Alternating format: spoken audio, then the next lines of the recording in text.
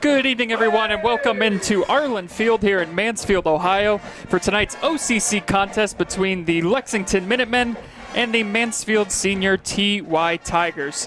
Andy Jardy alongside Effie James again with you all this week. Thank you for joining us here on the OH Report. Effie, interesting game tonight. Both teams searching for their first win. We've seen Mansfield Senior the last 2 weeks. Maybe not the best start you would hope for with the confusing situation on the week one with the suspended game, and then you played a really tough team in Columbus DeSales last week. So now you're back in the conference. Kind of took your lumps those first 2 weeks. Really curious to see how Mansfield Senior comes out tonight. Well, it's going to be interesting to see because at this point, now you've got 2 games under your belt, and I've been saying for the last couple of weeks that those would be normally your scrimmages in the pregame, so in the preseason.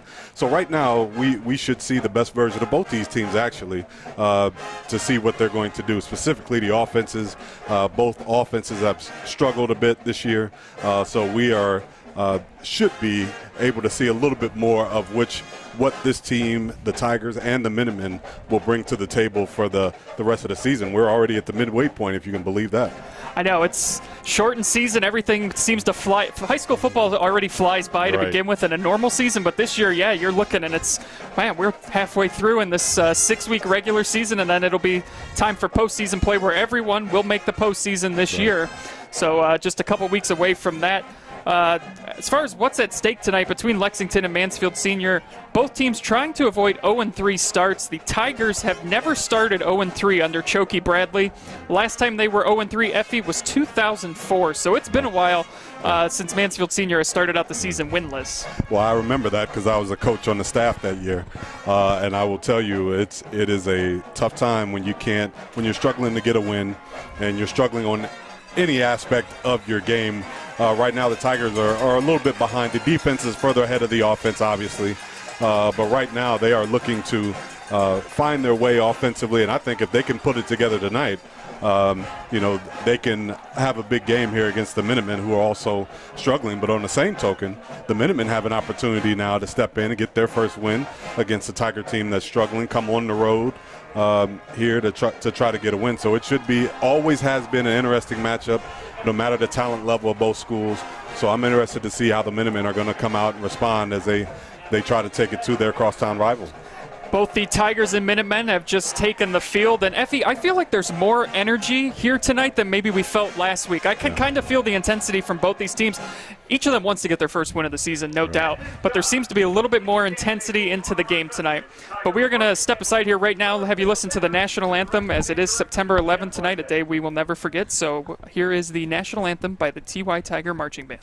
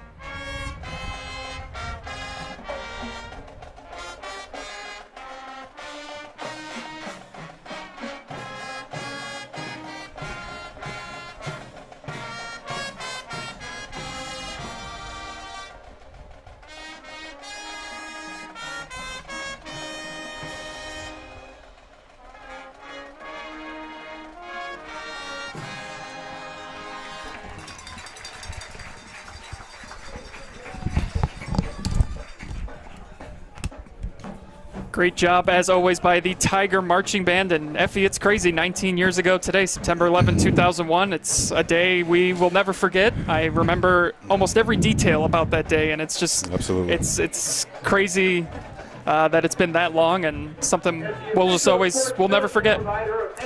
Somebody was saying today how, we think about it less and less as time goes by, but when you do think about it, it's still as hurtful and devastating as it was on that time. And You know, it was a tremendous time of togetherness in our country at that time through that tragedy.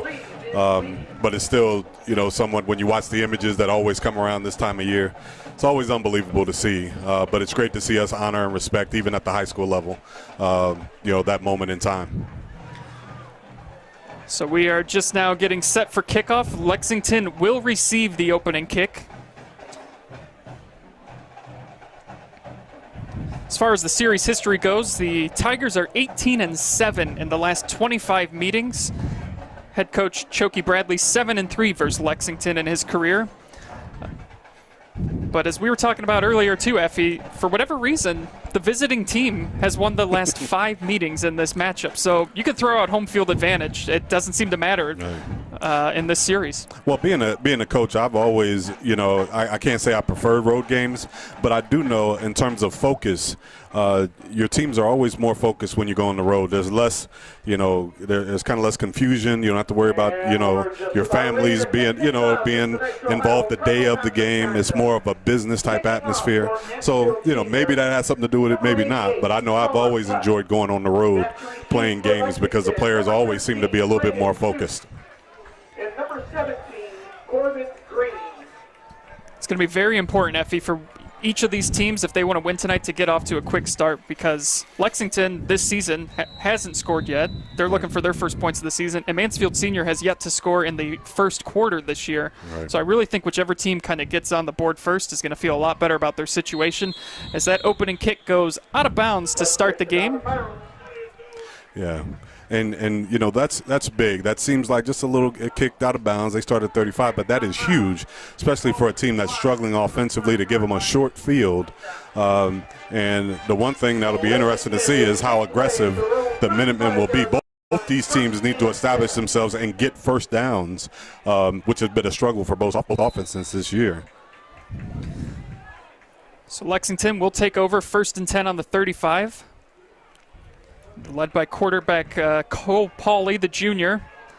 Last week against Worcester, 11 of 26, 103 yards, 2 interceptions. So he will look to get back on track offensively, as will the rest of the Minutemen offense.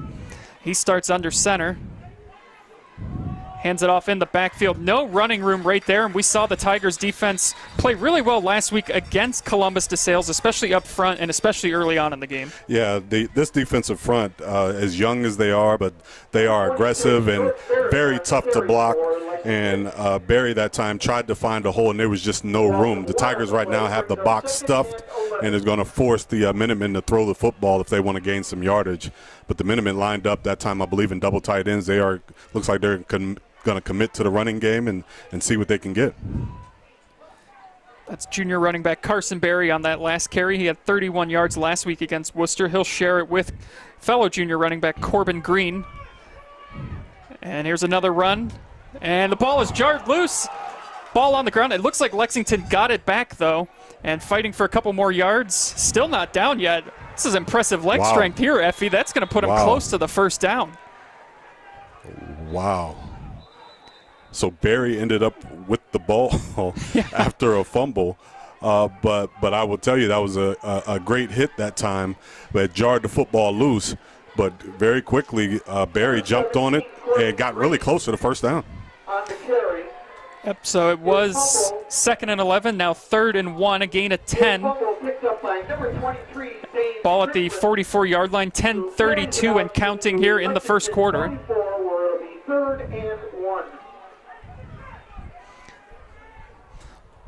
Pauley again under center. Hands it off. Right up the middle goes Lexington. They pick up the first down. You know, and this is what, when you commit to something, this is what it looks like. Now, that first play, you would have thought they got blew up in the backfield. They're not going to run it for a second straight play. And here they are, 3 straight plays inside the tackles. The Minutemen have decided, look, we know they're tough up front, but we're going to challenge them. Nothing fancy. We're just going to run right at you, right in between the tackles. And Jordan Barries has been doing a great job so far, just finishing every run, falling forward. He's the sophomore running back for the Minutemen. That's Carson Berry on the sweep. Gets past midfield, picks up about 5 yards on the play, so a good first down play for Lexington. Make it about 2nd and 5, maybe 6. Love the play call that time. They've been pounding in between the tackles and really got the Tigers, got their eyes inside, and then they come with a jet sweep to Barry, who showed a lot of speed that time, being able to get to the outside. Got 2nd and short, a little bit more open in the playbook for the Minutemen this time.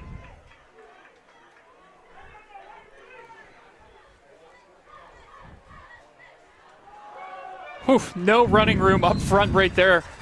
Mansfield senior defensive line blowing things up there at the line of scrimmage. Well, Ricky Mills, the sophomore defensive tackle, had a great night last week, and he's just so tough to block. He's quick off the line, and he blew past the guard that time and blew the play up in the backfield. He was untouched basically.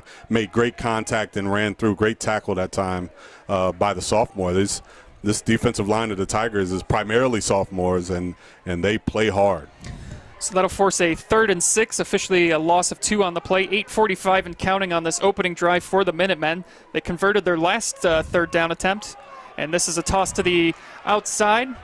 Corbin Green can't get anywhere, and it is going to force Lexington into a punting situation. Great stand by the Tigers defense. Corbin Green, just no room on the outside.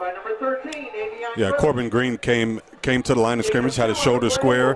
Avion Gross with a great open field tackle, which is very tough, but an open field tackle, great job by the junior corner.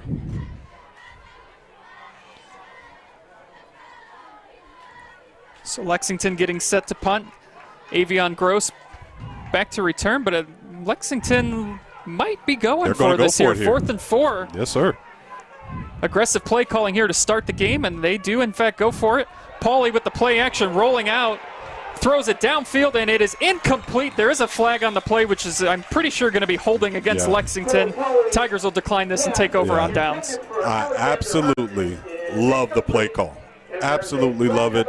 4th down, you're in Tiger territory.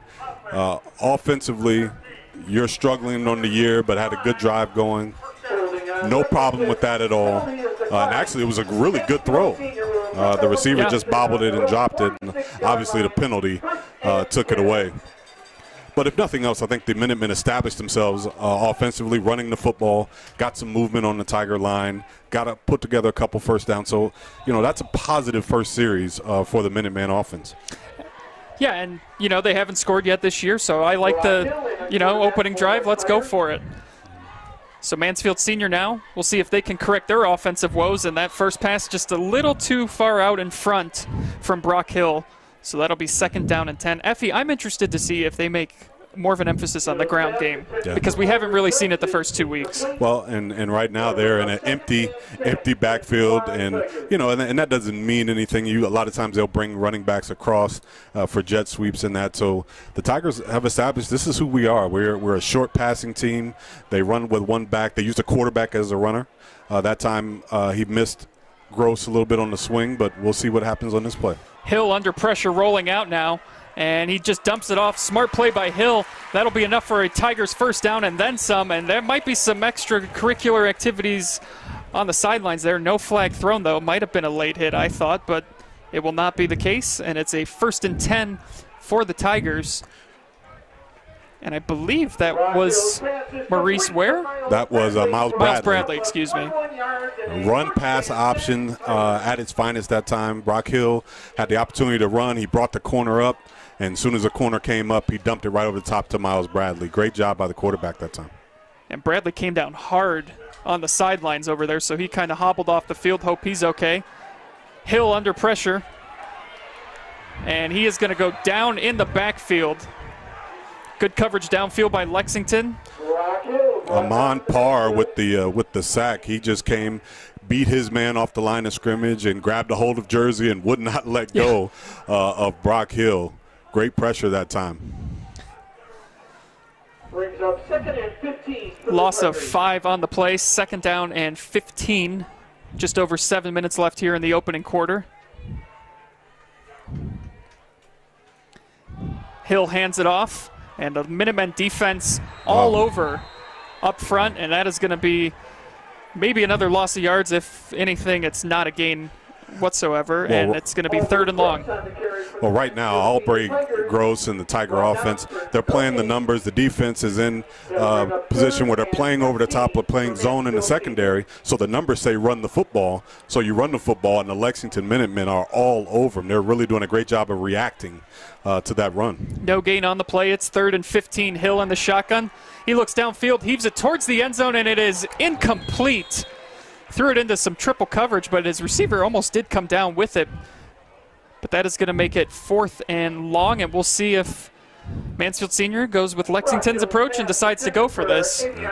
Well, I think just like we talked about earlier, we were going to see if the Minutemen were going to decide to protect themselves from the big play. They are in the secondary. They're playing with 2 high safeties, trying to protect themselves from the big play, making the Tigers gain first downs and run the football. So it looks like Mansfield Senior is going to go for this. 4th and 15. Hill heaves one up towards the end zone. There's contact downfield, but no call on the play. Well, that's a tough one. So that is going to be a turnover on downs. So both teams' offensive series end on a turnover on downs. Lexington will take over on downs from their own 38-yard line, 1st and 10. Pass was intended for the freshman Amar Davis, who we've seen some explosive play out of him so far this year. Well, he is one that the Minutemen are going to have their eye on. He is a big playmaker, even though just a freshman. Right now, he leads this team in receptions and also in yardage gains. So, he's someone they've got to keep their eye on, and they did that time maybe a little bit prematurely, got their hands on him, but nonetheless, the Minutemen get a stop and now on the move offensively. They will take over at the 38-yard line, 6:20 in this opening quarter. All sorts of men in the backfield on that one, and a couple yards gained there as the Tigers struggle for a moment there to bring down Corbin Green. Corbin Green was initially hit about a yard over the line of scrimmage and just powered forward, and those extra yards mean a lot, especially when your offense is struggling. So great run that time by Green. Brought down by the freshman Ricky Mills, 5'9", 215 defensive lineman for the TY Tigers. That's a gain of 5. It'll be 2nd and 5, 5:45 and counting in the opening quarter here at Arlin Field for this OCC contest. Both teams trying to get their first win of the season. And it's another jet sweep. Braden Stutes spinning to the outside, but he spins right into a pack of Tigers. Not much on that, maybe a gain of 1. Tayshandre Hall came up hard. As soon as he saw that action, he came right up and made a great initial contact and then got help from all of his friends. 3rd and 5. So no gain on the play, 3rd down and 5. I think these first couple series are looking a bit familiar for I was thinking for the us. same thing with Mansfield Senior's last drive. Are we going to be playing 30 to 30 again 30 tonight? We saw a lot of that last week against Columbus DeSales as the entire first half, neither team could do anything outside of the 30-yard lines. Everything took place in between those. 3rd and 5, and Stutes again tries to get to the outside and is unsuccessful, and it's going to be another 4th and about 3 right around midfield. Yeah, I think you got to punt this one. Too. But the Tiger tackling has been something that has been solid, actually from week 1. They have done a great job tackling running backs and tackling in the open field, and that's something that usually is lacking early in the season. But they have done a great job wrapping up and tackling these first 3 games. A.J. Young back to punt for Lexington. Avion Gross back to receive. And it takes a bounce inside the 20, and he's going to let it go. And it'll be Tigers' ball right around the 17-yard line.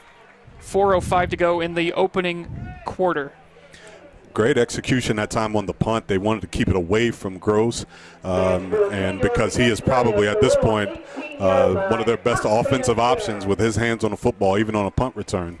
So they tried to angle it away from him, and the Tigers now, instead of getting a return opportunity from Gross, now have to start inside their own 20 and see if they can pull together a drive. You surprised Gross didn't take that one? Very much so. Yeah, I mean, that's kind of been their most explosive play. Right.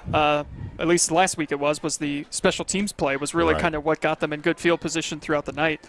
Right. And sometimes you just have to know that as a player. Sometimes you don't know your own value to the team, especially when you're young, just a junior, but certainly the star offensive player on this team. Hill tosses it forward, and it's going to be gain of about 3 on the play. Looks like Amar Davis. Technically a completion, Effie, those little push forwards, if you will. Well, I wish they'd had those around when I was a quarterback. That would have helped my percentage out a lot. But Amar Davis, they're trying to get the ball to the speedster on the outside.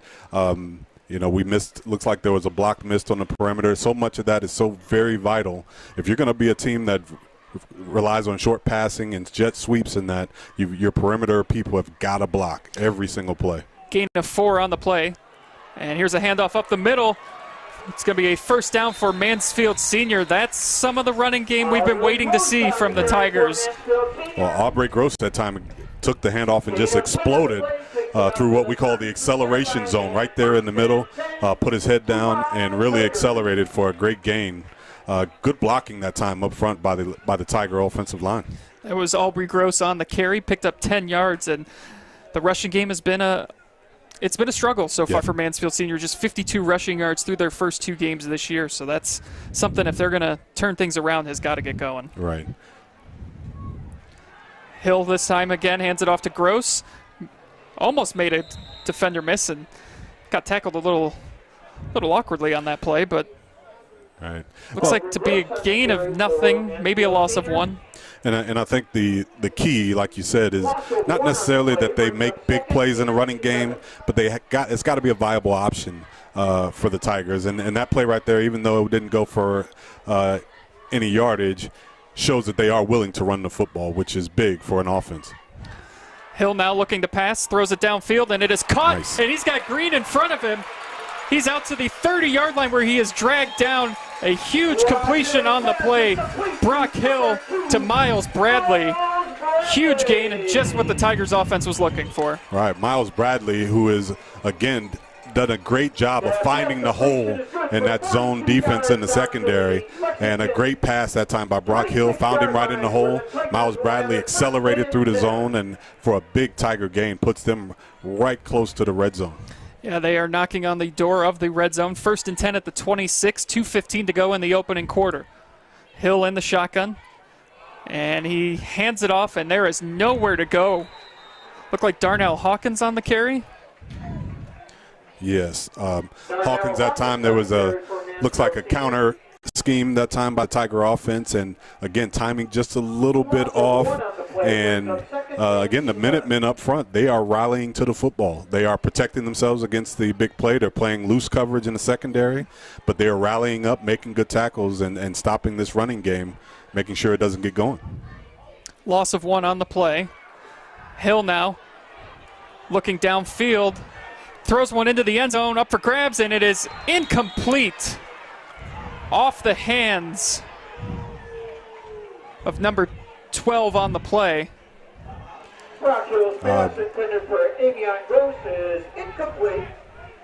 Braden Stutes that time on the coverage was in great position, and like we talked about, they're giving great cushion, giving themselves an opportunity, not giving up the big play. So Stutes that time really made a good play on the ball, and really I think Brock just wanted to throw it up to his playmaker, see if he can make a play. I believe that was intended for Nakari Verdon, number 12. Yep. So it is 3rd down and 11. Good throw from Hill, though. Got it into the end zone there, and it great throw. Looked like it just went off the hands of Verdon. And there's another pass up front. Lexington ready for it this time, though, and it is going to go for a loss. Trying to get the ball into Avion Gross's hands to do something, but just nothing for him there. Yeah. Yeah, Owen Taylor jumped right through the line of scrimmage that time, again untouched, and makes a play in the backfield. And the Tigers showing a lot of diversity in their offensive game plan. Some short passes, throwing the ball downfield, jet sweep, running some power, trap up the middle. A lot of diversity in their offense right now, which is a good thing, trying to keep the Minutemen off balance. But right now the execution up front just a little bit lacking, at least on that play. 4th and 15, and the Tigers, I believe, are going to take a timeout. Play clock was down to about 2 seconds, and they will take a timeout. So 50 seconds to go in the first quarter. Scoreless game here for you. Tonight's high school football broadcast is brought to you live and free on the OH Report, thanks to our generous sponsors. Spherion Mid-Ohio, your connection to local jobs. From light industrial to skilled professional, Spherion has opportunities for everyone. Visit midohiojobs.net and let's get to work. Time Money Saver. Are you a small business that needs to get online with a digital presence that will wow your customers? Try TMS plus digital marketing, a new service provided by Town Money Saver. Visit tmplus.com for more information. And by Park National Bank. Richland Bank may be changing their name, but not their philosophy. They're still your hometown bank, supporting your hometown teams. Same bank, bigger promise. You are watching high school football live and free exclusively on the OH Report. Andy Jardy alongside Effie James. And what's been a 30-30 battle so far on the field. 4th and 16, 4th and 15 for Mansfield Senior. Hill takes the snap. He's under pressure, rolls out, throws. He's got a man open, and it is incomplete.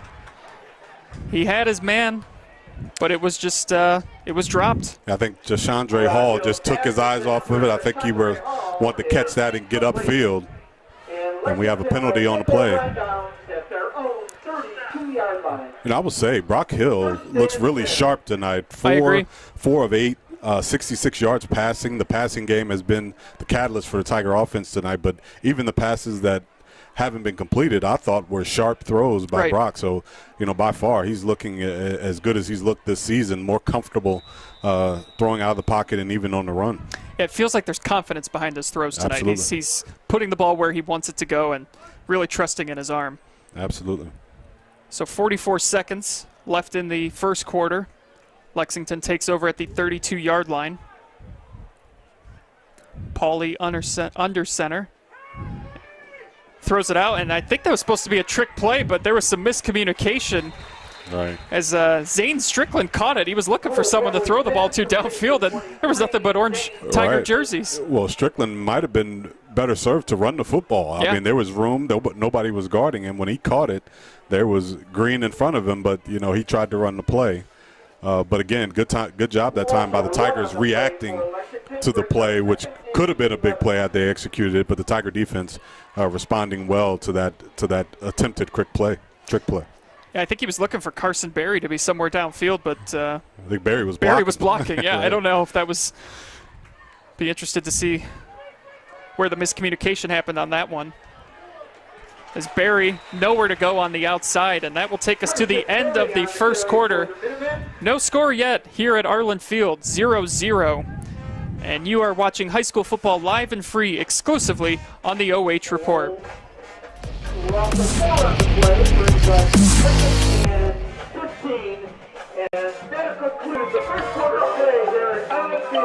Why are all these people so happy? Because they just got their business online with TMS Plus Digital Marketing. Get online with essential digital marketing services for local businesses. And feel like they do. No hype, just results. That's TMS Plus.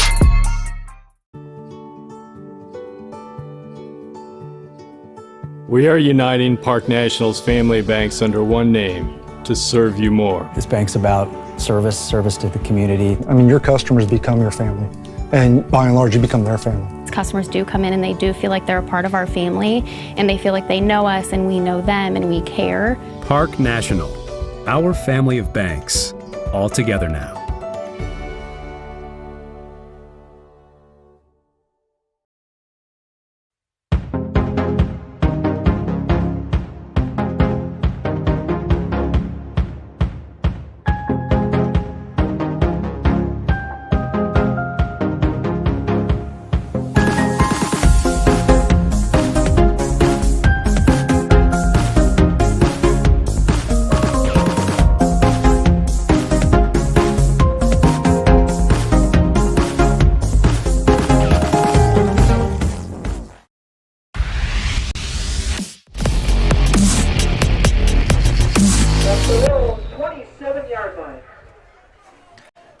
here at Arlin Field. Scoreless game after one quarter.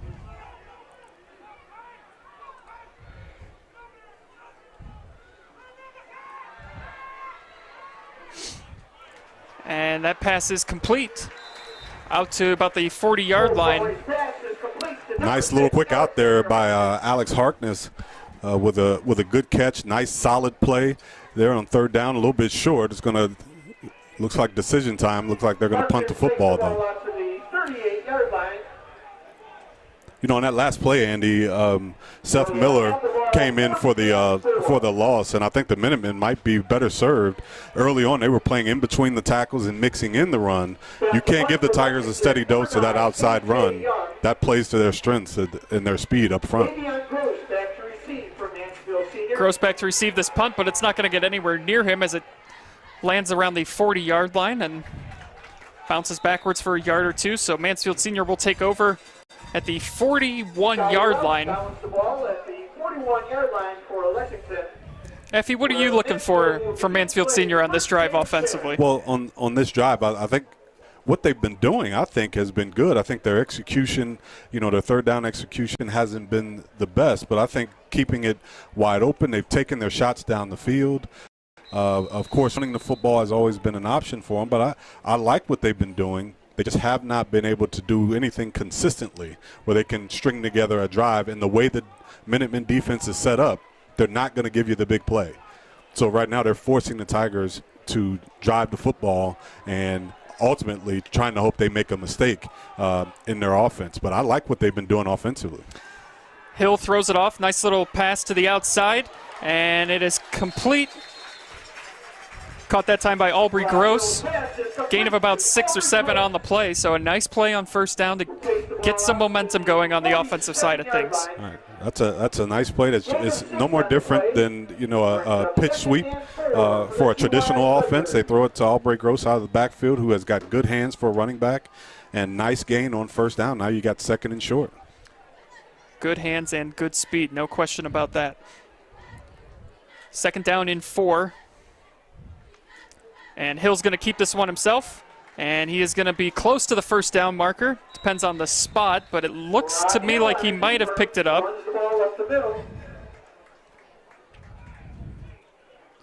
That's pretty close. Yeah, I'm kind of surprised they're not measuring this. They're going to give it to him. They are going to give it to him. Or are they going to measure it? The chain gang says, nope, it's first down. So it'll be 1st and 10. And Brock Hill carries it out for a 1st and 10 Tigers. Again, great variety. I think that's the first designed quarterback run for Brock Hill tonight. Good job getting the first down. Yep. But again, these run plays and this variation of offense has been good to the Tigers. They just got to be consistent. Hill takes a shot downfield, and he overthrows his intended receiver on the play, so it'll be 2nd down and 10. But I like the aggressive play calling. Sure. We're seeing some shots downfield. Well, you have to do that because, you know, this defense is trying to protect themselves against the big play, and the Tigers have established, I think, probably the best all season they have at establishing the run. So they've got the Minutemen on their heels. They've got to do something to get the ball to their big play guys. And there's nothing wrong. Anytime you take a shot downfield, Davion Gross, I'm fine with that because he's a big play waiting to happen. Yeah. Good coverage on the play by Braden Stutz for Lexington. 2nd down and 10. Hill going to keep it himself. Gets a couple on the play, so it'll make it a 3rd and manageable, about 3rd and 6. No, great pursuit that time from the backside by Alexander Harkness. He really took off, and he was on the backside of the play and ran down Brock Hill from the backside. Great effort by him on the backside. 9:30 to go here, 2nd quarter, still scoreless. Hill in the shotgun. He's got Aubrey Gross behind him. Do you give this to Aubrey, Effie, or are you looking for a pass? I like a short pass here. Here. We'll see. Low snap, but Hill gets it. Takes a shot downfield. says, forget your short pass. We're taking this thing to the end zone if we get past these Lexington defenders. And he's going to be brought down inside the 10-yard line. An excellent pass from Brock Hill to Miles Bradley. First and goal, Tigers. I think that was Tashandre Hall on the catch, but either way, again, that curl zone, great. Again, a really good pass that time by Brock Hill. Put it right on the numbers where the receiver could catch and get upfield. Big play for the Tigers and a really solid drive for this offense. First and goal at the 9. Hill, play action, and it's batted down and incomplete. That was a heck of a defensive play because it looked like that was 6 for the Tigers. Yes. But there was a hand up there by Lexington to break it up. Avion Gross was wide open behind everybody. Brock Hill really wants that one back. If he'd have put a little bit more air under that, that was certainly 6 points. Yeah, lucky for that to not be intercepted, too. Looked like Jordan Berries was in to knock that one away. But don't look now, Andy. That is the Tigers' 4th first down of the half, which, is a great stat for this offense. They have, were able to maintain a drive, and now they're right knocking on the door for a score here. Hill rolls out, throws it into the end zone where it is caught. Touchdown, Tigers. Touchdown, Tigers. Avion Gross. Avion Gross comes down with the diving catch in the end zone. Well, I think we are seeing the development of a young quarterback, Brock Hill, who, like you said, is playing with great confidence. He threw that ball on the run, running away from his strong hand, and put that thing on the money. Even though Gross had to dive for it, I thought it was a great throw. It was a great – he put it where only his guy could get it. Right. So an excellent throw there. And now the extra point attempt is up, and it is good. And with 8:33 remaining in the first half of play, So 7-0. Senior 7, Lexington 0. 8:33 to go in the second quarter.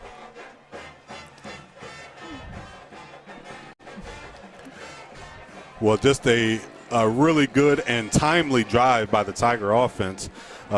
They needed that drive, and I thought they'd done a great job of mixing in short passing game, taking some shots downfield, quarterback runs. I think we saw it all from the Tiger offense on that drive. And I think the key was they were able to have a consistent drive without shooting themselves in the foot. They would have a drive before, and maybe somebody miss a blocking assignment, and it'd be a loss of yards. That time, the Tigers offense played consistent football. And drove the football, and we saw what this offense can be capable of with the ball in the hands of their playmakers. That was the best drive I've seen from them this year. I was not at the second half of the West Holmes game, By far but that was best very drive. impressive.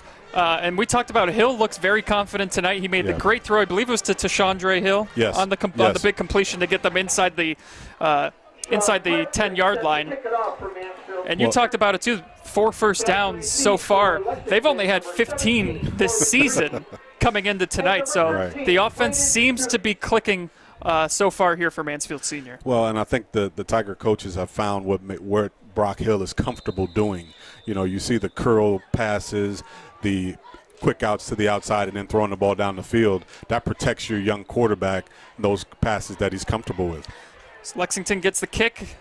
Looked like Braden Stutes on the return. Gets to about the 30-yard line, about a return of 10. So Lexington will take over at the 30-yard line. 8:27 in the second quarter. And Lexington will begin play first and Well, Andy, I thought in the first drive, I thought the Minutemen done a great job of just lining up. They were in two tights. They decided they were going to run right at the Tiger defense. And even though they didn't score on that first drive, I thought they established themselves. Since then, they've been doing a lot of perimeter running and things like that. And this is early in the game, but it feels like a big drive for the Minutemen offense. Well, and especially, too, with a Minutemen offense that has failed to put up any points. And there's a fumble on the exchange.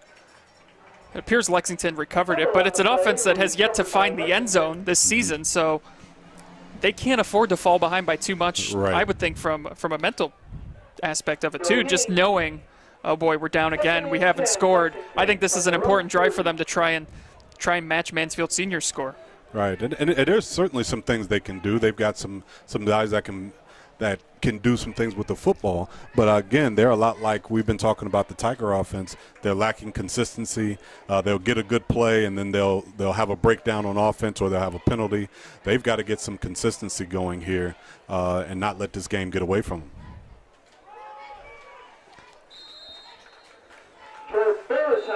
Straight up the middle for a couple yards on the play was Jordan Barris. Goes out to the 32-yard line. That time, Leo Hess, again, we talked about him a lot last week. Again, another sophomore on that defensive line came in untouched, and he hit the quarterback just as he was turning to hand the ball off. So this Tiger defensive front, very tough, small but stout. And if the Minutemen are going to get any yardage here, they're going to have to figure out how to handle this defensive front of the Tigers. It's amazing, too, how young this Mansfield Senior team is. Yes. Every time you call out a name, it's a senior, or it's a sophomore, it's a Right. freshman, it's someone, with very little experience, but playing well. There's a toss to the outside. Carson Berry, he is brought down with authority by Seth Miller, it looked like. Seth Miller, one of the few seniors on this Tiger defense, chased him down from the backside, and Avion Gross with the big hit. And now you've got the daunting task of having to punt the ball away to Avion Gross from deep in your territory. So the Minutemen got to be careful here, be smart with this punt. So Lexington will punt it away again, 7:15 and counting.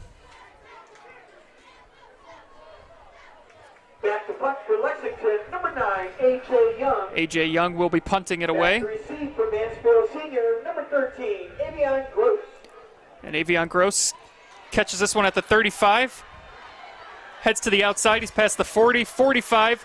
Gets to the sidelines, crosses midfield where he's knocked out of bounds around the 45-yard line. So good field position for Mansfield Senior, looking to build off that offensive touchdown their last series. And that's what you want from your star punt returner. He doesn't have to run it back for a score every time, but he gets the ball in Lexington territory, gives the Tigers a great field position here to start, and now with your quarterback in rhythm, the playbook is wide open. You feel like the Tigers can run anything right now and execute.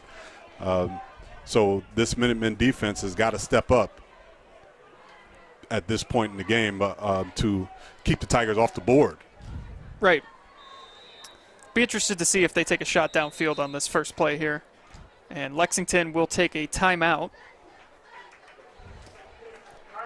6:52 to go in the first half. Mansfield Senior leading 7-0. Make sure to catch the Saturday Pigskin Show live tomorrow at 5 p.m. exclusively on the OH Report Facebook and YouTube channels, where Brian Skronsky, Eric Will, and Kurt Conrad recap all the action from Friday nights throughout North Central Ohio with top plays, outstanding performances, guest interviews, insider analysis, highlights, and more. The OH Report is also your new headquarters for live and free high school sports broadcasts in North Central Ohio, bringing fans live streams on our Facebook and YouTube channels for football, soccer, and volleyball throughout the fall. On Thursday nights this fall, get caught up on all the high school sports action going down in North Central Ohio on the Sports Mix with Brian Skronsky, Travis Berardi, Jake Furr, and Jesse Ryder. Check it out every Thursday night on the OH Report Facebook and YouTube channels. And we'll be playing that for you at halftime as well here on our Facebook and YouTube streams. Andy Jardy along with Effie James, thank you for joining us here tonight.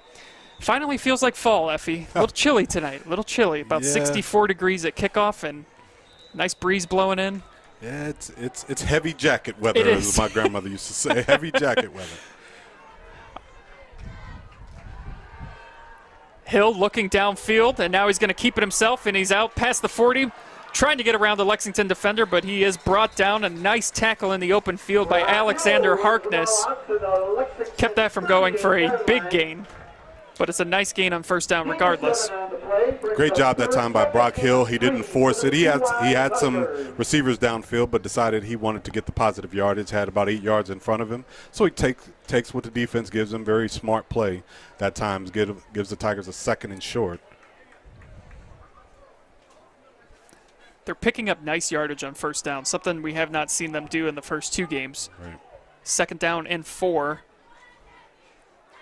Hill fakes the handoff, and he gets it to the outside. And there's a nice block. And it might have been too nice of a block, Effie, because I think it's going to be coming back. Yeah, that was, I thought, a really well-executed bubble screen to the freshman, Amar Davis. And I think it was an illegal block that time by the receiver, Verdon. And, the Tigers right now offensively, are in rhythm. And again, we haven't seen that from them, but this is what it feels like. And they have played some stout competition now. Those first 2 games, West Holmes is a legitimate team, and obviously Columbus DeSales was a very solid program itself. So the Tigers haven't played any slouches, but right now it's a little bit more room. When you're, a little bit more room on the pass plays, a little bit more time to throw. The holes are a little bit more open for the running back. So the Tiger offense has gotten themselves in rhythm, and I'm sure for the coaches, not a moment too soon. Yeah, it was a block in the back on Nakari Verdon. Looks like Hudson Moore is the player for Lexington that is down. Starting to sit up right now. But it was a tough block. I mean, he took a big hit. The way times are now, and that block 15 years ago would have been legal. But now, football in general, not just high school football, is protecting players, and I like that. Right. I think that's smart to do, protecting young players, even at the professional level, and it starts with the fundamentals of football. So, that's a penalty on Verdon, and he'll learn from that as he goes on. But I think it's smart to protect defenseless football players, and that used to be a big thing, when we were kids, but now we got to be smarter and keep our kids healthy. So that makes it 2nd down and 9, wipes out the 1st down that the Tigers had picked up. Good to see Hudson Moore get up and walk off the field. As Hill, he's got a man open, and it's Gross on the outside, and he is going to be spun out of bounds, close to the 1st down marker. I believe he got it. Yeah, I think they're going to give it to him, 1st down. And the Tiger offense has figured out this secondary, the defense of the Lexington Minutemen in the secondary. They run a lot of combination routes, having one guy go deep every play and then having the underneath route wide open that time. That time Miles Davis ran a go route, and Avion Gross was wide open underneath. So great execution that time by Tiger offense, and great throw by Brock Hill. Another 1st down for the Tigers. Hill rolling out.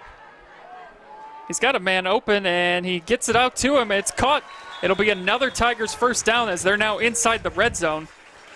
Well, Brock Hill is in 7-on-7 mode. Yeah. He absolutely looked like he's in a 7-on-7. And, again, looks very confident, in rhythm. That ball was on the money, just inside the 15-yard line.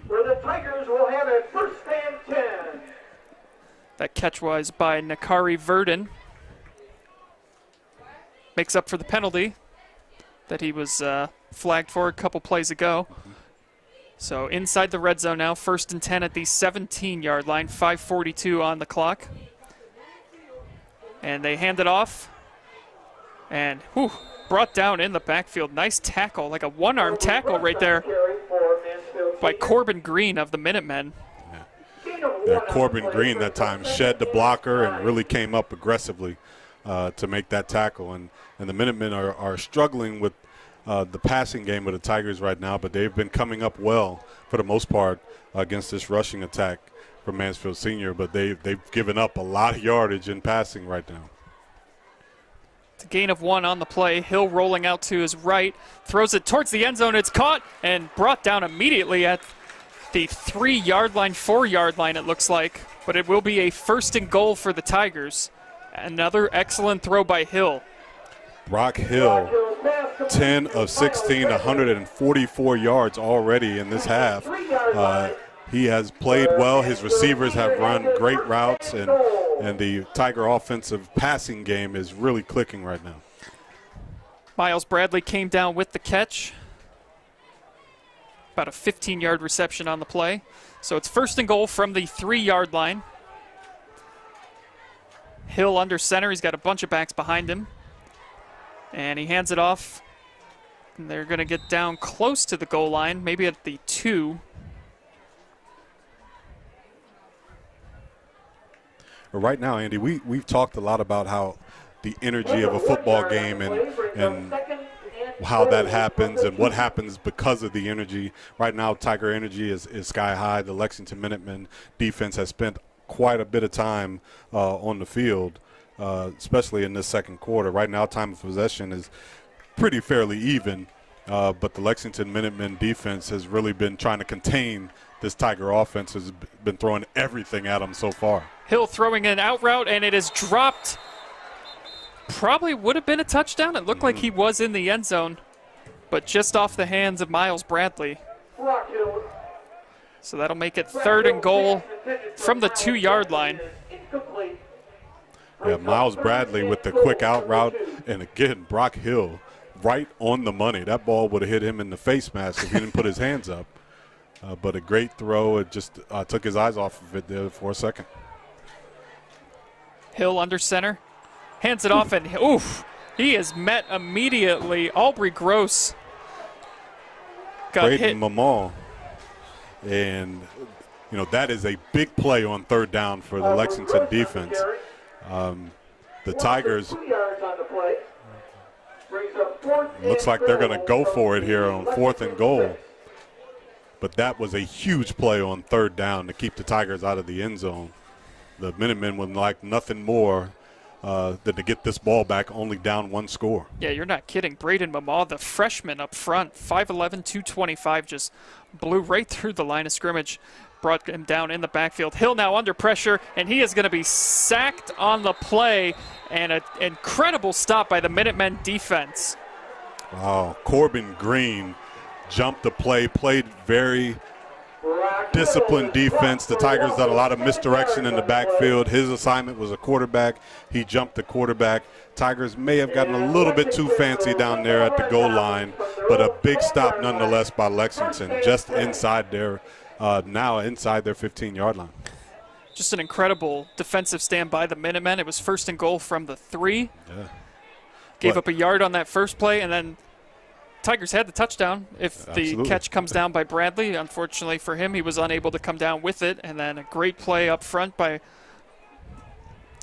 Mamaw, excuse me.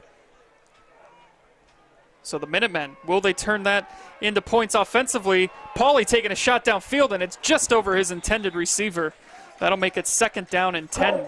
Great throw by Pauly, just a little too much on it. A little bit too much on it.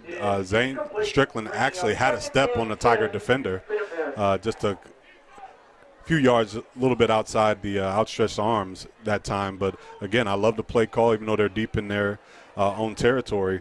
But I think it's important right now for the Minutemen to not give this ball back to the Tiger offense before halftime. I think what they want to do is run some clock. Obviously, getting a 1st down would be huge for them, trying to end the half on a positive note. Pauly hands it off, and there is no room to go. Hudson Moore. And there's going to be a timeout on the play by Mansfield Senior, trying to get that ball back with some time on the clock still. Yeah, the Tiger defense is really playing well, and the Lexington offense trying to do some misdirection, take advantage of the Tigers' over pursuit, but the Tigers just too much in the backfield. And when you got defensive linemen in the backfield, there's not a whole lot you can run, whether you're running or passing. And that time, the whole entire defensive line for the Tigers was in the backfield. So it's a loss of 2 on the play, 3rd down and 12 on their own 10-yard line, 2:52 remaining until halftime. You know, the Lexington offense, as we know, has been struggling a bit tonight. 33 total net yards tonight for the Minuteman offense. They've run 10 plays so far, 1 first down, and rushed for 14 carries and for 23 rushing yards. So they haven't been able to get much going on offense outside of that first drive. I thought that first drive they tried to establish themselves, and since then the Tiger defense has just locked down, which, you know, we've seen that from them 3 weeks in a row. Absolutely. Obviously.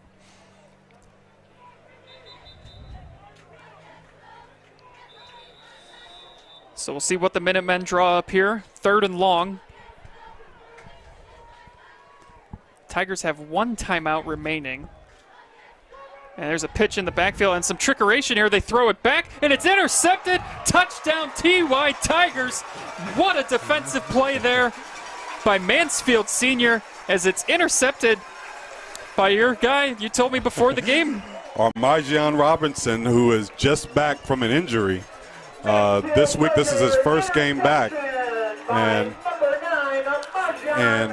Arlin, who was a big part of this Tiger offense and defense last year, makes a big play. But he read that the entire time. He had his eyes on the quarterback and read that play the entire time. When they tried to throw it back to the quarterback, he just stood there and snatched that ball out of the air and ran in for the touchdown. Great play by Robinson.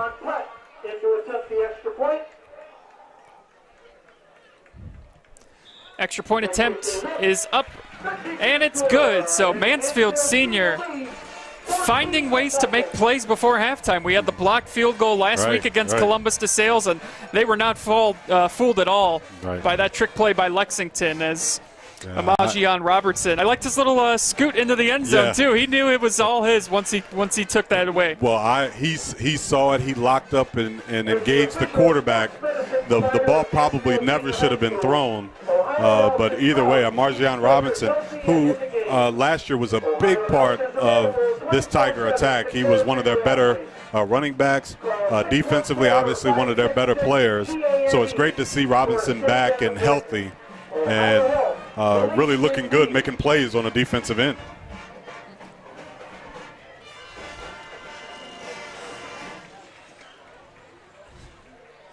So 14-0 Mansfield Senior.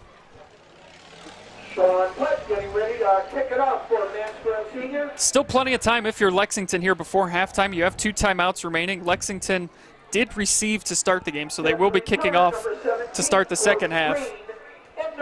You know, if I'm Lexington, I'm not panicking right here. I'm going to be smart, obviously, with 2:45 left to play here in this first half. I'm going to be smart. I'm going to try to get a first down, obviously. But, you know, 2-score game, you know, you go in at halftime, you make some adjustments, but they got to be smart here. Stutes takes it out to close to the 30-yard line. 2:40 now remaining in the second quarter.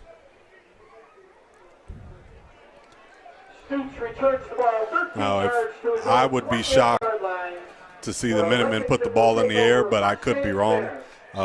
You know, if I'm them, I run the football here and protect myself now from this Tiger offense and special teams unit, obviously, who has really come to play, and try to regroup at halftime and put together a game plan to put some points on the board and get some stops.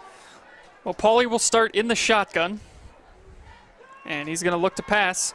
He's pressured, gets to the outside, penalty flags on the play. Probably going to be holding on Lexington. Yeah, that was a clear hold that time. But again, what do? Leo Hess, you know, is so quick off the line, and number 61, Kevin Grimm, just grabbed a hold of him. He was beat right off the line. He just grabbed a hold of him. But again, these Tiger defensive linemen are gritty. They are quick, and I don't ever see them sub. I mean, a lot of times you see defensive linemen sub in and out, but those 3 linemen up front, defensive linemen up front, they stay in, they play hard, and they're always disruptive in the backfield. So 10-yard penalty. Be second down and 20 from the 18-yard line. First and 20, excuse me. I think I said second down and 20.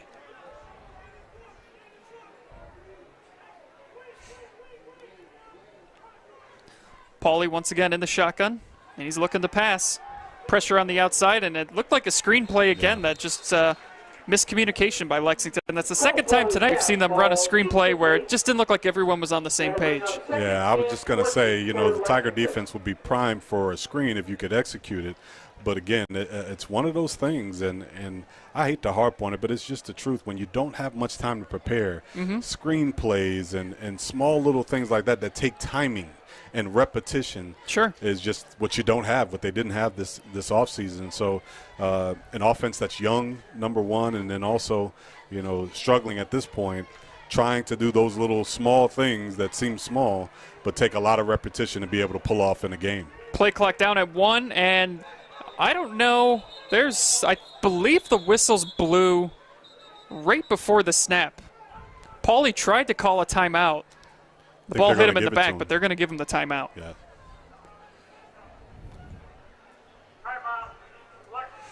So Lexington did get the timeout called right before it would have been a delay of game.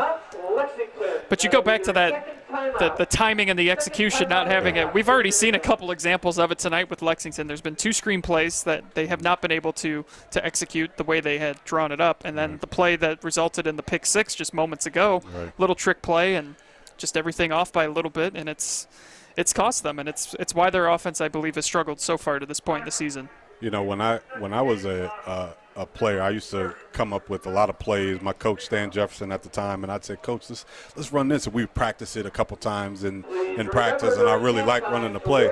And he said, we've got to run a play 600 times in practice before we actually run it. We had to rep it 600 times before we see it in the game. And I look at that and I'm thinking that's probably about right. But what happens is, when you're in this type of situation like the Minutemen, they're struggling to find anything that'll work.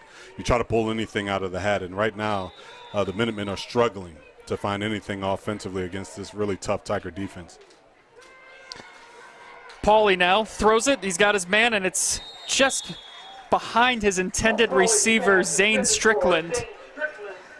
And now they're not careful here. They're going to give the ball back. I was just thinking the same thing. I'm kind of surprised Lexington hasn't been more conservative here and just ran the football, get this thing to halftime, and regroup. But now 2:25 left, 3rd and 20. And Mansfield Senior still got 1 timeout. I assume they're going to use it after this play unless this results in a first down for Lexington. Yeah, for me, sometimes you have to look at it and you cut your losses and get into halftime so you can make your adjustments.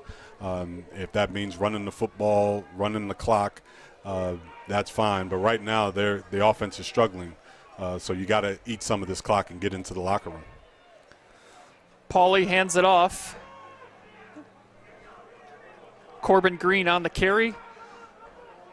Tigers keep already pushing the calling pile. the timeout. Yeah, they tried to call that as soon as he got into that scrum.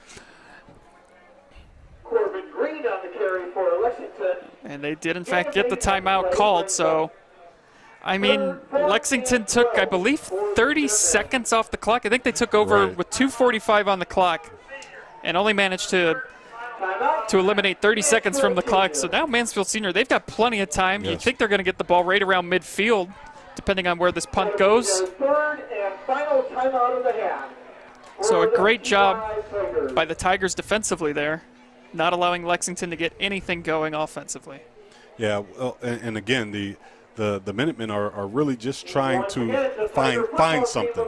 And I think, I've been in that position where offensively you're just trying to find something.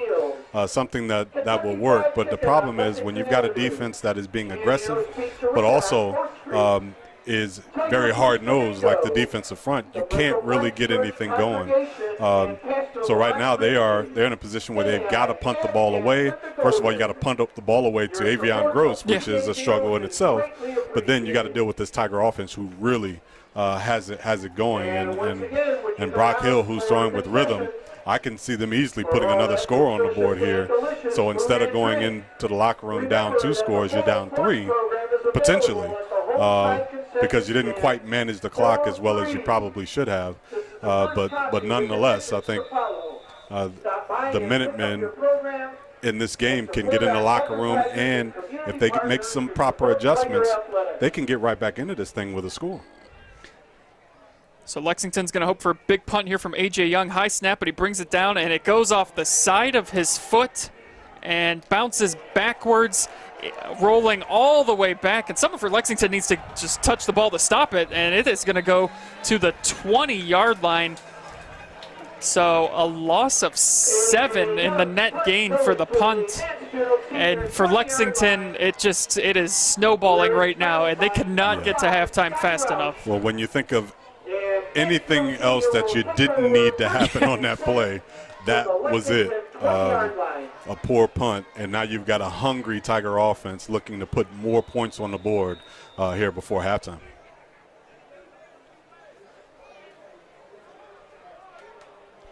So the Tigers will start at the 20-yard line. 2:03 to go before halftime. They are out of timeouts. Hill's in the shotgun. He's got Aubrey Gross behind him, and we've got a flag on the play. It's a substitution infraction, 12 men on the field for Mansfield Senior. Well, it's an interesting call because, you know, in the old days they used to say you couldn't break the huddle with 12, but now since nobody huddles, it's a little sweet spot in time that you can't have 12 guys on the field. And that time, the Tigers, Amar Davis, the freshman, tried to run off the field late and just got caught that time for the 5-yard penalty. So that'll back him up to the 25, low snap, but Hill gets it. He's under pressure, spins away from a Lexington defender, and now he's got room in front of him, and he gets close to the 15-yard line, a gain of almost 10 on the play. Hill making plays with his feet. Lexington 16-yard line. Gain of 9 on the play brings up 2nd and 6 for the Tigers. Gain of 9, minute 40 and counting. Ball at the 16-yard line. Another low snap that Hill gets from the ground. And he's rolling out to his right, tosses it into the end zone, and it is caught. Touchdown, Mansfield Senior. A 16-yard touchdown pass from Brock Hill makes it a 20-0 lead for Mansfield Senior. That corner route has been really good to the Tigers. Brock Hill rolls out and very, very right on the money. He's been very accurate on that rollout and that corner route. I think he's hit Avion Gross twice for touchdowns tonight. The extra point for Mansfield Senior. A minute 29 remaining before halftime. This was just a 7-0 game not too long ago, but a pick six. And then some bad clock management by Lexington and a shanked punt that rolled backwards, and it's been a disastrous couple of minutes for Lexington, and they find themselves down now 21-0. Yeah, if I'm the Minutemen right now, I think I kneel however many times it takes to get into the locker room. I don't stop kneeling until the clock runs out. And, you know, the Tigers, again, I think the story of the half is the Tiger offense and how they've been able to find their rhythm and establish themselves in the running game and the short passing game. Brock Hill, who has played an amazing game so far, has been extremely accurate, made great decisions, pulled the ball down and ran when he needed to, and has really helped this Tiger offense get going when they really needed it. The first couple of weeks, you know, we didn't know what this offense could do or what it could be. But right now they've had so far a breakout night for the offense. And the Minutemen right now are really reeling and just need to get into the locker room. That, to me, has been the biggest difference so far tonight, as opposed to the first 2 weeks, is the play of Brock Hill. He's looked a lot more confident in his throws. He's made some plays with his feet tonight, and he's really moved this offense efficiently in this first half. Lexington will take the kick at about the 17-yard line, and great coverage downfield by Mansfield Senior special teams. Only a return of about 4 by Braden Stutes. Returns the ball 5 yards out to his own 22-yard line. So Lexington will take over at the 22-yard line, 1st and 10, minute 23 to go until halftime. 21-0. TY Tigers lead here at Arlin Field in this OCC contest. Andy Jardy alongside Effie James. You know, 42 total yards for the Minutemen offense tonight so far. And I think, you know, like we talked about, Brock Hill really the difference tonight for the Tiger offense. You know, he's rushed 4 times for 12 yards, 12 passes, complete after 19 attempts. And he's already thrown for about 180 passing yards. So, really sparking this Tiger offense. Yeah, just last week, Hill against Columbus DeSales was only 7 of 24 for 86 yards. Pauly now under pressure, tries to get some room up front, but he's going to be brought down right around the line of scrimmage. But if you're Lexington, I think you're going to take that play right now and just keep that clock running, get to halftime and regroup, because I mean, for the most part, they've been in this game, but just the lack of execution here in the final minutes before halftime has really put them in this hole. Right, and I think it almost looks like a reversal of what we saw from Mansfield last week. They couldn't really get going offensively while the defense was playing well. And the Minutemen just, again, as Pauly goes down again, Armajian Robinson on the sack. But Lexington is again struggling to find anything that will work, and they would be well suited to sit on this football for the last 30 seconds. Yeah, they do have to run one more play. It's a loss of 12. I applaud you, Effie, when you sat down when we got here today and you said with Amajian Robertson being back out there, and he has made a name for himself on the field tonight. He had the pick 6 and now the big sack.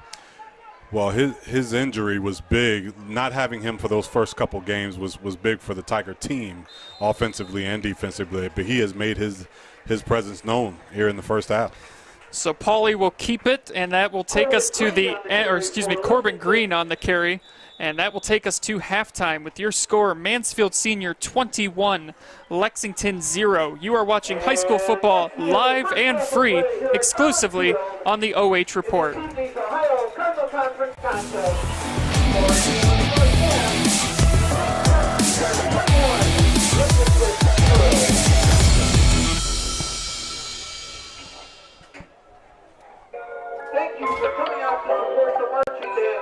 Why are all these people so happy?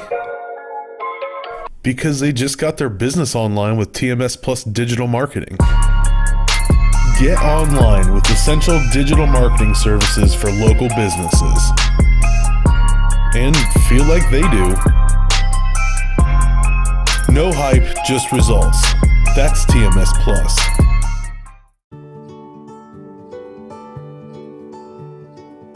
We are uniting Park National's family banks under one name to serve you more. This bank's about service to the community. I mean, your customers become your family, and by and large, you become their family. Customers do come in and they do feel like they're a part of our family, and they feel like they know us and we know them and we care. Park National, our family of banks, all together now.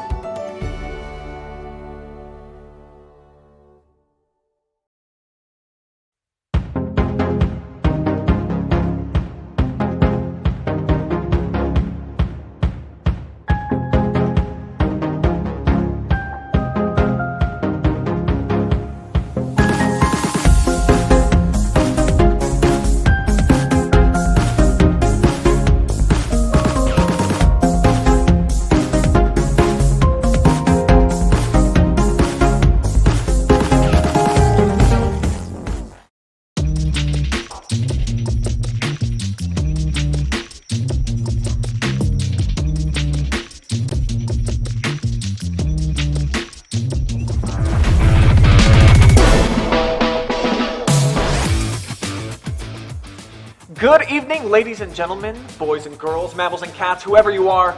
We're glad that you found us right here on the Sports Mix. My name is Brian Skrotsky, and I got a couple of friends with me again tonight. Travis Berardi and Jake Furr of the Mansfield News Journal are going to drop some knowledge on you right here and now. Let's get right to it, boys. Lots of big accomplishments here in our area over the last week, since we all sat right where we are right now and talked about it approximately a week ago. Who are your big three for this week? Travis, who stood out to you, the top performances? Well, no surprise, my number one is Owen Fisher. Come on. I mean, anybody who goes for over 400 yards rushing, 6 touchdowns on the ground, and a punt return touchdown, I mean, he's probably up for State Player of the Week as well.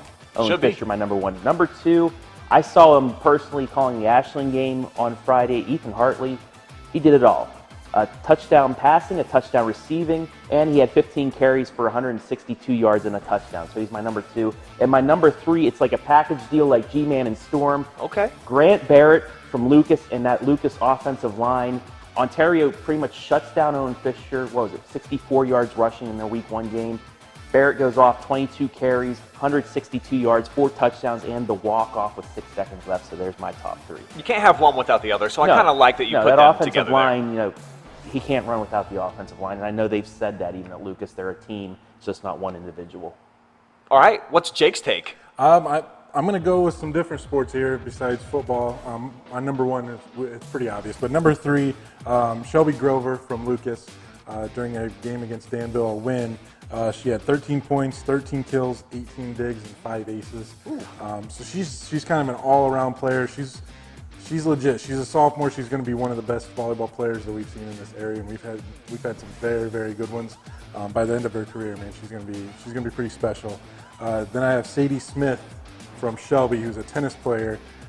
Kind of a cool backstory on her. She didn't pick up a tennis racket until going into her freshman year, and she's a junior right now. And just picked up the game like crazy. And she's had some clutch wins as a number 2 singles against Marion Harding. She won a tiebreaker in the 3rd set to give them the victory, a 3-2 victory over Marion Harding, which puts them in prime position to compete for an MOAC title. And then yesterday against Lima Central Catholic, she won a 2-set marathon that gave them a win in that coaches tournament, like a team state tournament. So she's the real deal too. I mean, it's great to see those stories where kids are just trying new things and then they're excelling and succeeding and picking that sport up right off. But number 1 is obviously Owen Fisher. I mean, he 14 carries, 412 yards, 7 total touchdowns. He had touchdown runs, I'll run them down, touchdown runs of 54, 67, 16, 60, 84, 67. So just on his touchdown runs alone, 348 yards, which broke that school record. Just in those carries alone. Now he owns it all by himself. So then go ahead and add a 49-yard punt return on. Why not? Yeah. Just to top it all off. So. Definitely the icing on the cake for him on that punt return touchdown. All right, I got a couple of soccer players, both from the Madison Lady Rams, who over the weekend played in the Riverview Showcase. Nevaeh Lewis and Taylor Huff named co-MVPs for their performances. They each had a goal and a win over West Jaga, so I got them on my list, checking in at number 3. At number 2, I didn't do a but maybe I should, Travis. I think you just inspired me. Grant Barrett. 4 touchdowns against an Ontario defense that was pretty stout, as you mentioned, in week 1 against Shelby. And then he just goes absolutely bananas. But I like the walk-off touchdown with just 6 seconds left. The guts to even make that call, to not throw it when you're down there, because I don't think they had any more timeouts. They had to get it in from their 8-yard distance there. So Grant Barrett, big-time performer. And then at number 1, it's just too obvious. He probably is the state player of the week for week 2. Has to be. I haven't seen too many other performances, period, in doing this job for 10-plus years that are like the one that Owen Fisher just had. So I think pretty unanimous number 1 in our area. Though, Whip It Nation, we got to call you out, Hungry Hounds. Where you at on Friday Night Phenoms right now? I believe right now, at this point, he is number 2 is Owen Fisher, behind a kid who only had 2 touchdowns. So you had 5 more. That's a whole fistful right here. Whippets Nation needs to step up. I'm going to be disappointed if Owen is not our Friday Night Phenom. I normally don't play favorites. It just seems like I need to say something at this point in time. All right, what about the number 1 stunner for you guys from this last week? What really surprised you, either in a positive way or in a negative fashion? I guess I'd have like an A and a B. On one side, the Lucas offensive line, just their rushing performance against 2 quality MOAC opponents, going down to Clear Fork and winning with their run game, and then beating a really good Ontario squad with that run game, who, like we said, really shut down Shelby's run game in week 1 at Shelby High School. And on the other side, well, it was Ontario. Okay. So I said that. Both of that was just, it surprised me just how that game played out. Jake? My number 1, we're going to stick with Ontario, but it's going to be with boys soccer. Earlier this week, they just beat Lima Shawnee, who is the number 4 ranked team in Division II, and they beat them 2-0. Aiden Frankhouse and Taylor Daniels had goals, with Logan Cost and Brody Conley with the assist, and then Gage Weaver had seven saves in goal to preserve the shutout. So that's a huge win. I know they've only played 3 games. They're 2-1. They lost to a really good Lexington team, but that win over Lima Shawnee is really going to propel them to a really good season. And like I said, 3 games. They've only scored 5 goals, but they're all by 5 different players. So I mean, that's that alone tells you they have a lot of talent, and I mean everybody's kind of equal playing field here. So it'll be interesting to see what that can do when they come tournament time, because I mean usually you only have maybe 2 or 3 guys you really have to focus on, but Ontario's got five different guys who have scored so far. So it'll be a big one tonight over at Ontario against Ashland. That's going to be a fun one because those 2 teams are really good. They are a really intriguing team that I'm sure that Jesse Ryder is going to talk to me about here in just a moment. But for me, I was pretty stunned, to say the least, to see the Crestview Cougars in football go on the road at St. Paul, who again we always know is going to be good. But they got their doors blown off. 48-10, it was a running clock, and I think just with all the talent on that Cougar team and all the expectations and as hyped up as they were all week last week, I was just pretty stunned, to say the least, that they laid a goose egg. They were in the game early, and then, man, St. Paul, I think maybe showed that they're the class of the Firelands Conference. Yet again, surprise, surprise.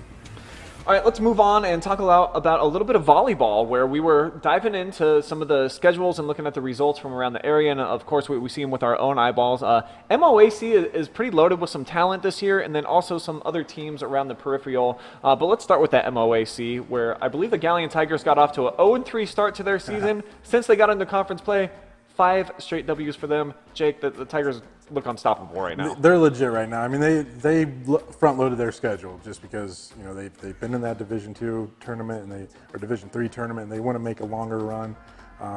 So they front loaded their schedule. Obviously, they saw where they were at, what they needed to work on, and then obviously they've worked on that because they've got into MOAC play and just kind of run the show there so far. But right behind them, man, is an undefeated Ontario team, which that showdown's tonight. That's going to be a good one.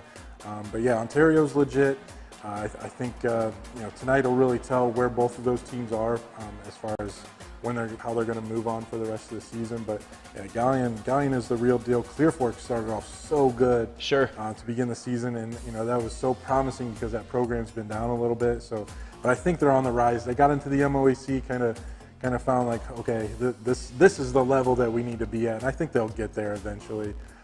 But yeah, I mean, I think it's going to be it should be a sprint to the finish line, and I think it's going to be Galleon, Pleasant, and Ontario who's going to kind of win that race at the end.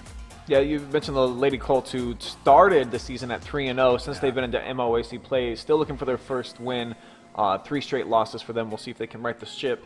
And Travis, a team that you're about to see tonight, the Northmore Lady Knights, 5-0. We've seen them earlier in the week. They're pretty good, man, and they got studs all around. Yeah, we talked about it. They won a sectional championship last year, fell in the district semifinal, but the 2 games that I saw, they swept Mount Gilead, and then the game that we called, they swept East Knox. They're going to have it's going to be a fight tonight. They're taking on Cardington, who's 5-2, 2-1 in the conference.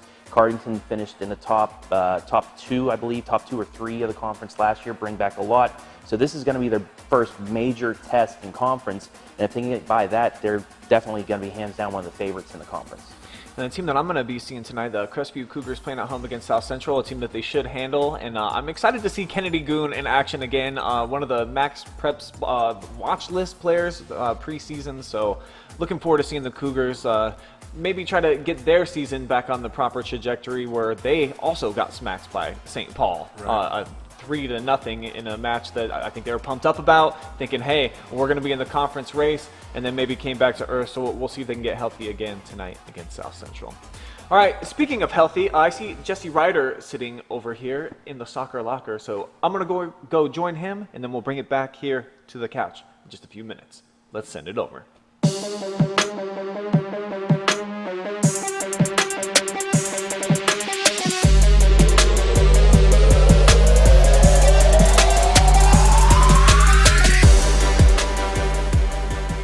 Welcome inside of the soccer locker, where it is time to get brighter with Ryder. That's right, Jesse Ryder is back, and he has got some controversy to lay on you guys, but that's later. First, let's talk about just the big picture, what we've seen from area soccer, Jesse. The state rankings came out this week. We got quite a few squads on there. Yeah, I think the area is well represented. Certainly Ashland has both the boys and girls right around the top 15.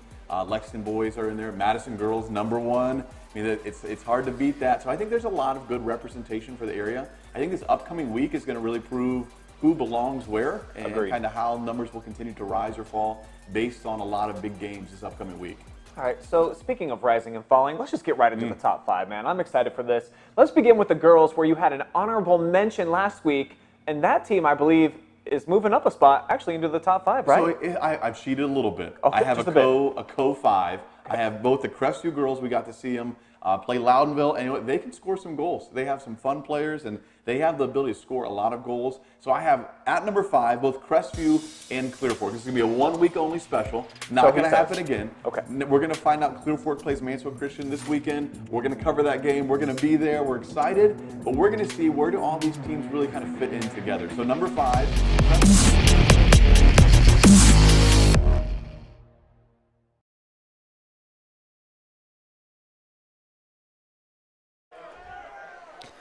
Welcome back to Arlin Field, where the TY Tigers lead Lexington 21-0. Andy Jardy joined alongside Effie James. And Effie, the Tiger offense finally starting to put together some consecutive series and picking up first downs, something that they had struggled with those first 2 weeks. Absolutely. Tigers in the first half, 32 plays, 9 first downs, 13 rushes for 20 yards, 12 of 19, 173 yards through the air, 2 touchdowns for Brock Hill, 2 penalties for 15 yards. On the other side, Lexington, 25 plays, 1 first down, 18 rushes for 26 yards, 2 of 7 passing for 10 yards, 36 total yards passing with a turnover, 1 penalty for 10 yards. But you know, just a dominating performance by the Tiger offense and defense to this point. So we'll see if they can keep it going in the second half as they take the opening kickoff here at about the 20-yard line and making a couple defenders miss, trying to get to the outside spin move, and a penalty flag is on the play. That was an exciting play for only a few yards, though. There was a lot going on right there. Avion Gross trying to make a play, and again, this kid is special, just a junior, already getting major college looks, and he's got great speed. And the younger brother of Angelo Gross, who's at Michigan State right now, but you know, already Avion is bigger, some may say stronger than his older brother, and just an exciting football player for the Tigers. So a block in the back on that kick. 1st and 10 inside their 10-yard line is where Mansfield Senior will start. How about the first half, though, by Brock Hill? 12 of 19, 173 yards passing with 2 TDs. He looked very, very confident. Absolutely. And he starts in the shotgun. He's got a man open over the middle, and it is a race to the finish now. Out past midfield. He's got 3 Minutemen chasing him, and he is going to be brought down at the 36-yard line. And the Tiger offense still clicking here after halftime. Great throw, and Braden Stutes came from the backside and ran down the Tiger star.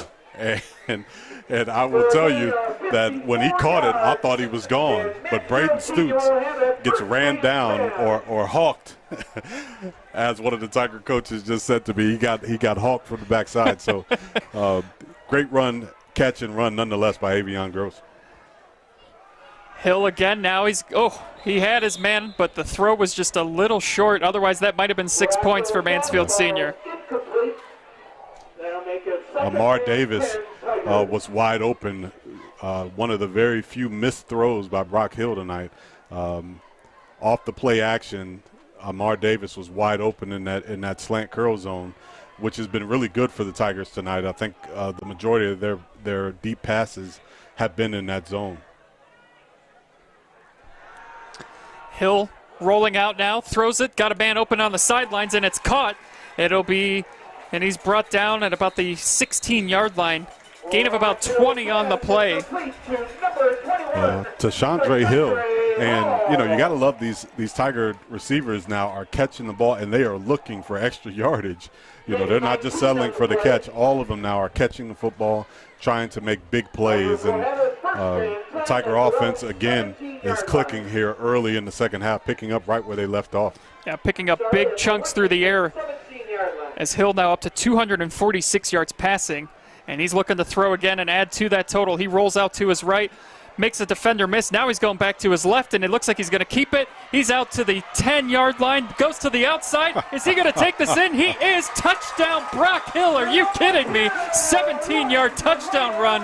What footwork by the junior quarterback. Brock Hill shows tremendous vision that time, running what they call in my neighborhood running around in the secondary, and made a couple of great cuts. And Brock Hill just having an amazing night tonight, and I think it's all because of his accuracy throwing the football, which has opened up everything else for this Tiger offense. Shades of Bo Jackson and Tecmo Bowl. He was running all over the field, and nobody could get to him. He only ran 17 yards technically in the box score, but I think he ran about 50 with the way he ran all over the field there. Yeah, they just call that running around. Just running around. It's like backyard football. Right. I think the Tigers are looks like they're missing the personnel here on the extra point. I'm not quite sure what we got going on right now, but yeah, I think we're going to have a delay of game here by the Tigers. Somebody was missing. A lot of times when you have a big play, we get excited and forget that you're supposed to be on the field that time. So now the Tigers have to take a 5-yard penalty on the extra point. To escort anybody out of the stadium, but you must wear your masks if you would like to stay in the stadium. So 10:49 to go. 27-0. This will make the extra point attempt a little bit longer of an attempt.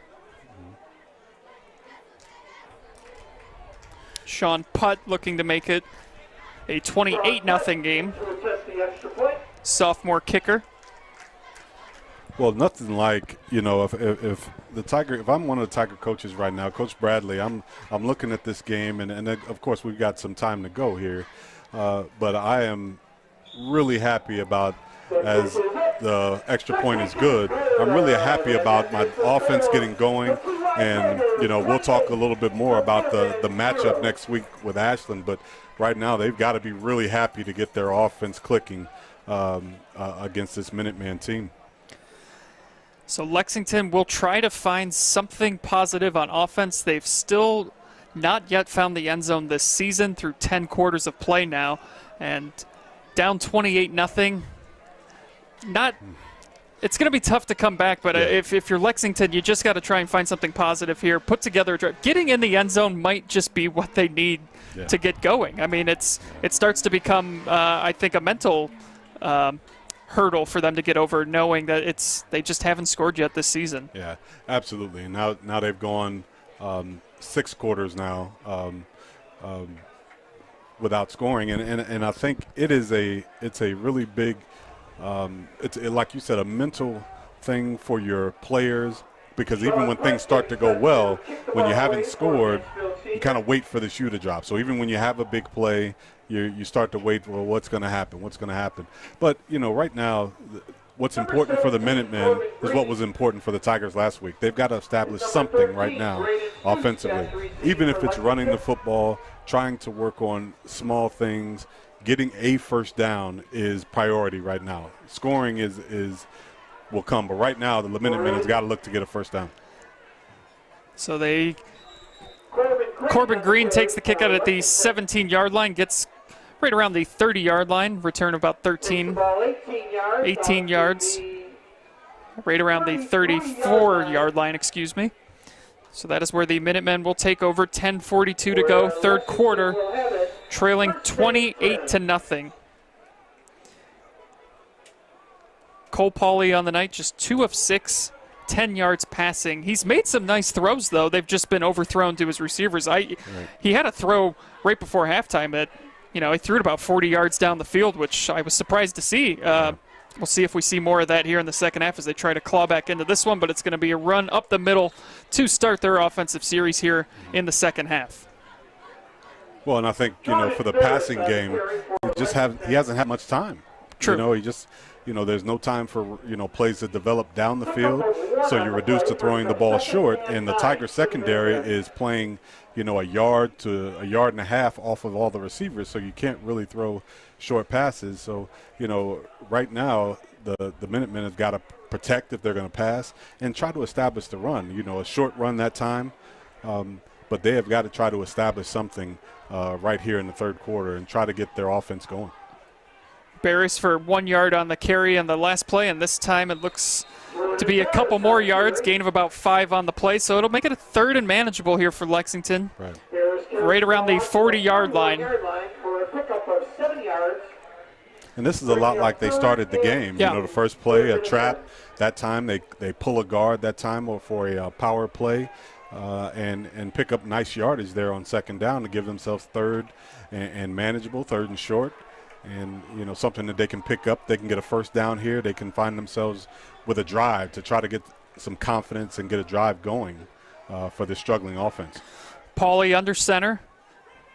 Hands it off up the middle, and it is going to be real close to the first down. Looks to be about a yard short. I go for it. I think you have to. Yeah. They win for it to start the game, and right. I mean, I know the score is drastically different now, but what's it going to cost you really if you don't pick this up? So, well, and I'm watching the guys up front. They look like they're getting a good push, and I think what happens when you're playing this Tiger defensive line, if you start to slant and block and pull when you're blocking instead of going straight at them, you have a better shot of blocking straight at them and getting movement than you do with a lot of intricate blocking schemes on the offensive line. So, you know, we'll see what they come up with here, but I can see them going straight ahead at this Tiger defense.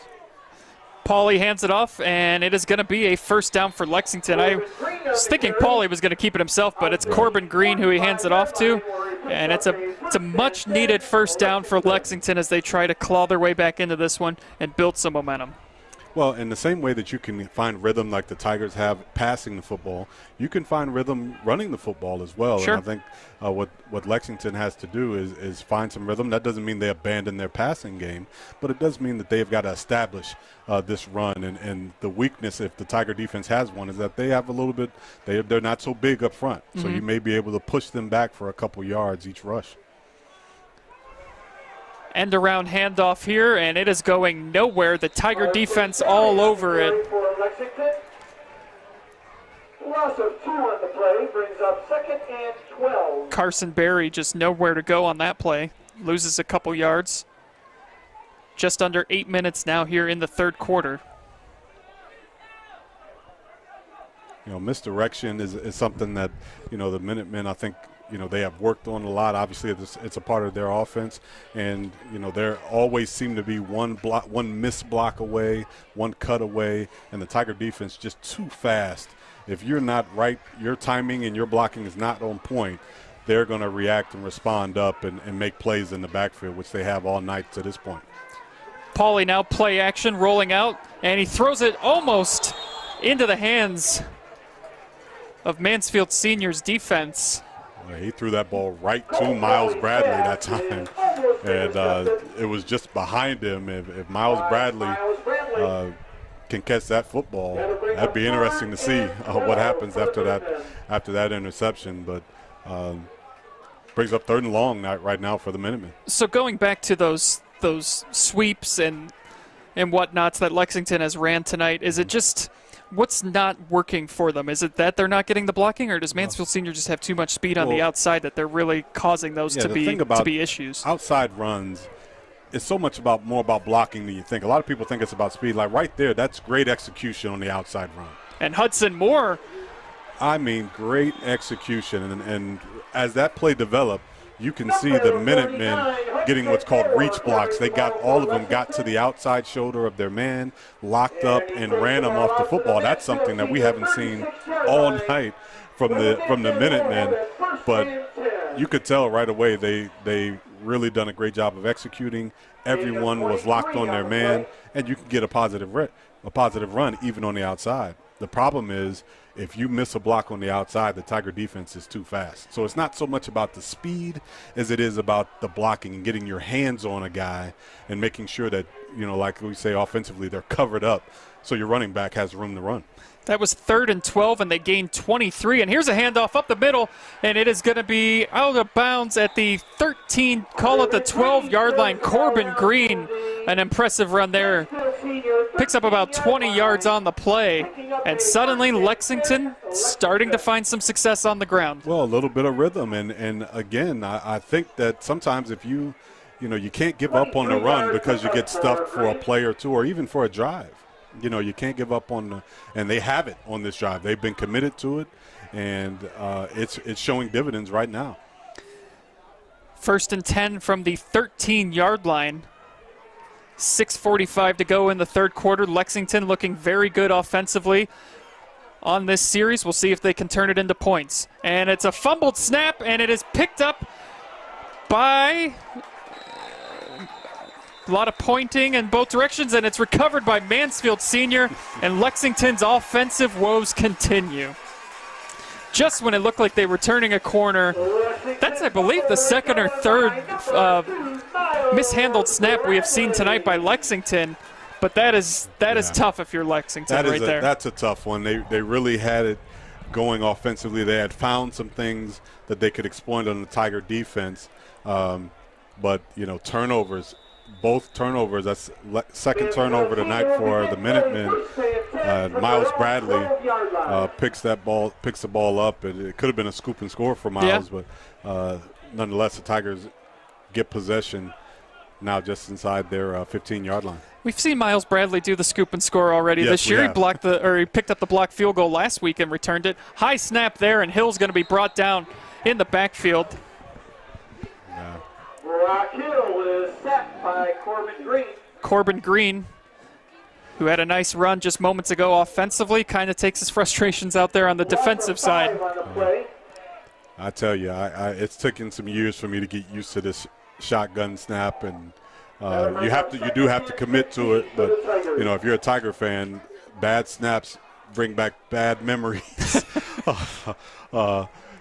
So right now the Tigers are back in their own territory looking to get something going. Another bad snap. And it's recovered this time by Lexington. Wow.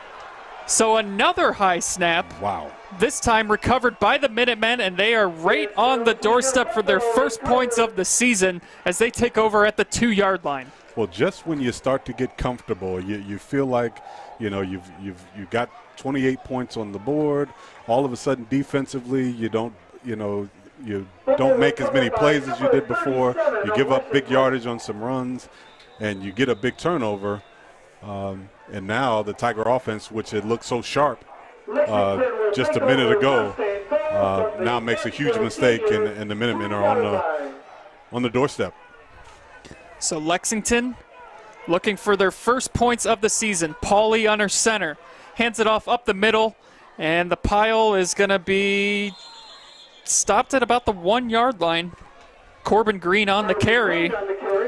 If I'm the Lexington Minutemen, I run that play 3 more times. Yeah, no doubt. That exact play, and don't change anything about it. 3 more times. And we might have an official's timeout here. Looks like we've got a Tiger down on the ground. So 5:39 remaining here in the third quarter. 28-0. Mansfield Senior leads.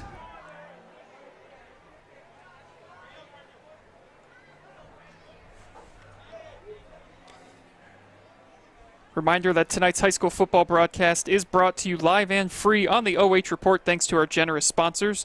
Spherion Mid-Ohio, your connection to local jobs. From light industrial to skilled professional, Spherion has opportunities for everyone. Visit midohiojobs.net and let's get to work. Time Money Saver. Are you a small business that needs to get online with a digital presence that will wow your customers? Try TMS Plus Digital Marketing, a new service provided by Town Money Saver. Visit tmplus.com for more information.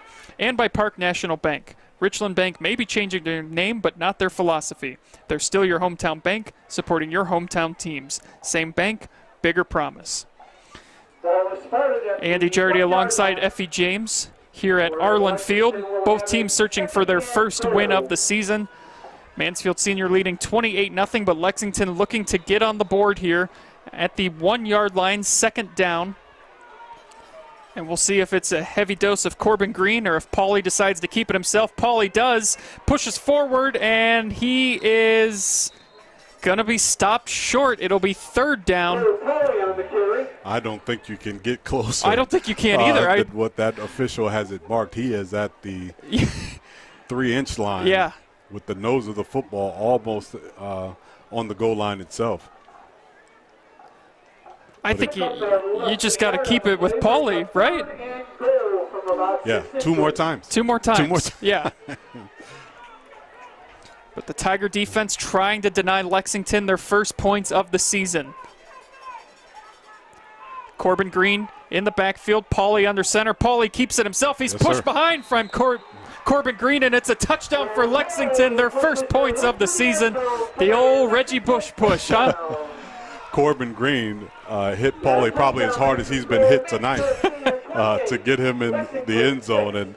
And again, the Lexington Minutemen on the board for the first time this season due to the Tigers' first turnover of the night.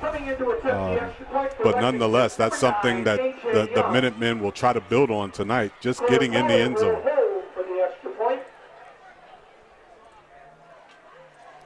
So 28-6, 4:54 to go in the third quarter. Extra point attempt is blocked. So we've seen Mansfield Senior block a couple kicks this year, blocked the field goal last week against Columbus DeSales, and now they block the extra point. So it is 28-6 here in the third quarter. Well, I think, and I know for a fact Coach Bradley takes special teams very seriously, and to have that as a weapon, something where you can either block a kick, an extra point, they've even blocked a punt so far this year. Those are big plays, and and that's why big time teams. You look at Ohio State, and Urban Meyer was coaching. He directly coached the special teams. You understand how much those plays could change a game. So right now it's an extra point block. Right now maybe you don't see nothing to it, but who knows what that can mean later on in the season and what a blocked extra point could do for them. Well, even going back to Jim Tressel coaching at Ohio State too, and the punt was the most important play of the game because it dictated your field position. You could tilt the field in your direction. So special teams definitely a key part of the game. And sometimes just missing that extra point, it takes away any kind. It leaves a sour taste in your mouth. You finally got on the board, and you sometimes take that extra point for granted, but when you don't get it, it just sometimes seems to kind of suck the air out of the balloon. Well, it seems like a simple play, but it takes a lot of execution to get off an extra point. And if a defense is really taking it seriously and coming after it, if you don't block them, if you don't have your assignments, that's a point that'll be taken off the board. So this kickoff will go out of bounds, where Mansfield Senior will now start at the 35-yard line. Young's kick goes out of bounds. But that might be better than kicking it off to one of Mansfield Senior's dangerous return men. Maybe. Now, last drive I think we saw 3 straight bad snaps. Yeah. The last one ending in a turnover for the Tigers. So, we'll see a little bit better field position now for the Tigers, but we'll see if they can stay in rhythm here. And we do see a few substitutes in for the Tigers, not many, but it looks like they're going to re-kick the. Okay. I like that strategy by Coach Bradley. Yeah. We're not just going to let you off the hook here. No. You're going to have to kick it to us.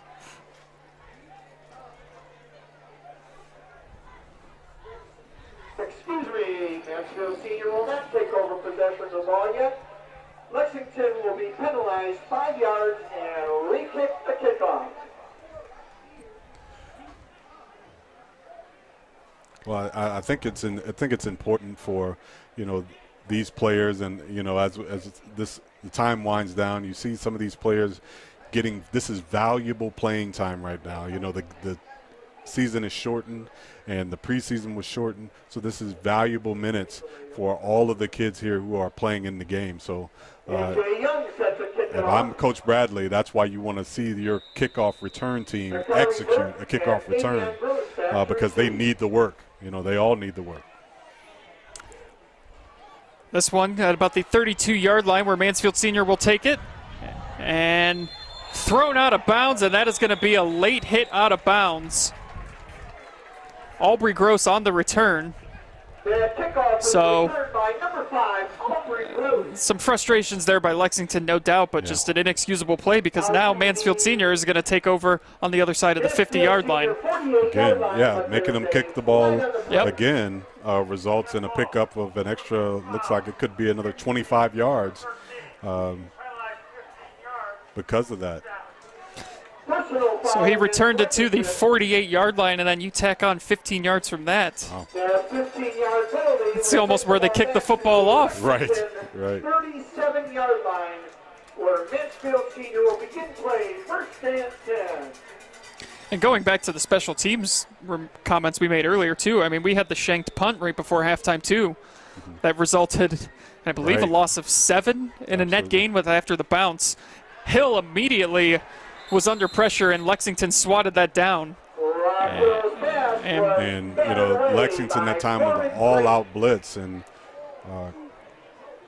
I believe looks like Corbin Green might be hurt, and he landed awkwardly. He jumped to block that pass, and he landed awkwardly, and it's always nervous when you see a kid go down on a non-contact injury, but hopefully it's just cramps and he'll be okay. Yeah, that was Corbin Green. My initial thought, too, Effie, was that it was cramps. We did see some players cramp up last week. Yeah. And it looked like he just, his leg kind of tightened up on him a bit there, and he looks to be okay getting up. That's a great sign to see. Well, Lexington, that time is in an all-out blitz, and if Brock Hill gets that ball into the hands of the receiver, there was hardly anyone left in the secondary. But again, I like the aggressiveness on defense. They got their hands up in the air, and I'll tell you what, Corbin Green actually has had a really nice game. You know, he has played hard on both sides of the football for Lexington. So when you see kids cramping up, it's usually the kids that are playing both ways and really giving it all they have. Do you think we'll see more cramping up this year, too, because we didn't have, the reps?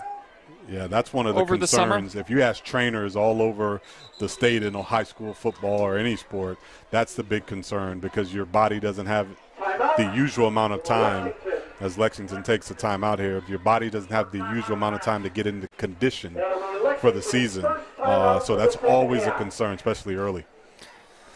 So 28-6, 4:45 in the third quarter. Here's how we got here. Nobody scored in the first quarter, but in the second quarter, Mansfield Senior put up 21 points, and it started when Avion Gross caught a 9-yard pass from Brock Hill. That made it 7-0.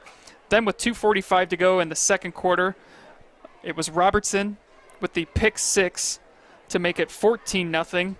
And then just about a minute later, Avion Gross, a 16-yard reception from Hill, made it 21-0.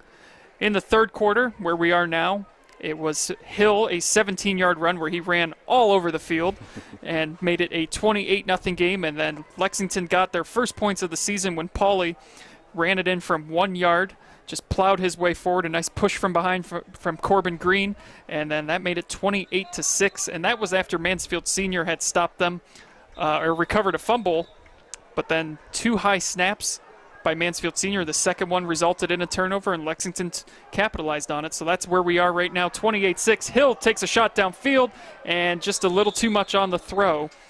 That'll make it 3rd down and 10. Brock Hill's pass intended for Nakari Burton is incomplete. Nakari Burton on the go route that time. Nakari Burton, a transfer, well, actually a returnee for the Tigers, who I think was a middle schooler here in Mansfield, moved out of town and moved back this school year. But he is just another young, speedy receiver, skill guy to add to this Tiger stable. 3rd down, Hill throws it. He's got his man, and it is going to be close to the first down. Miles Bradley with the catch. And it's going to be 4th down. Probably going to go for it if you're Mansfield Senior. It's 4th and about a yard, maybe less. The ball out to the 33-yard line where it'll be 4th and 1 Tigers.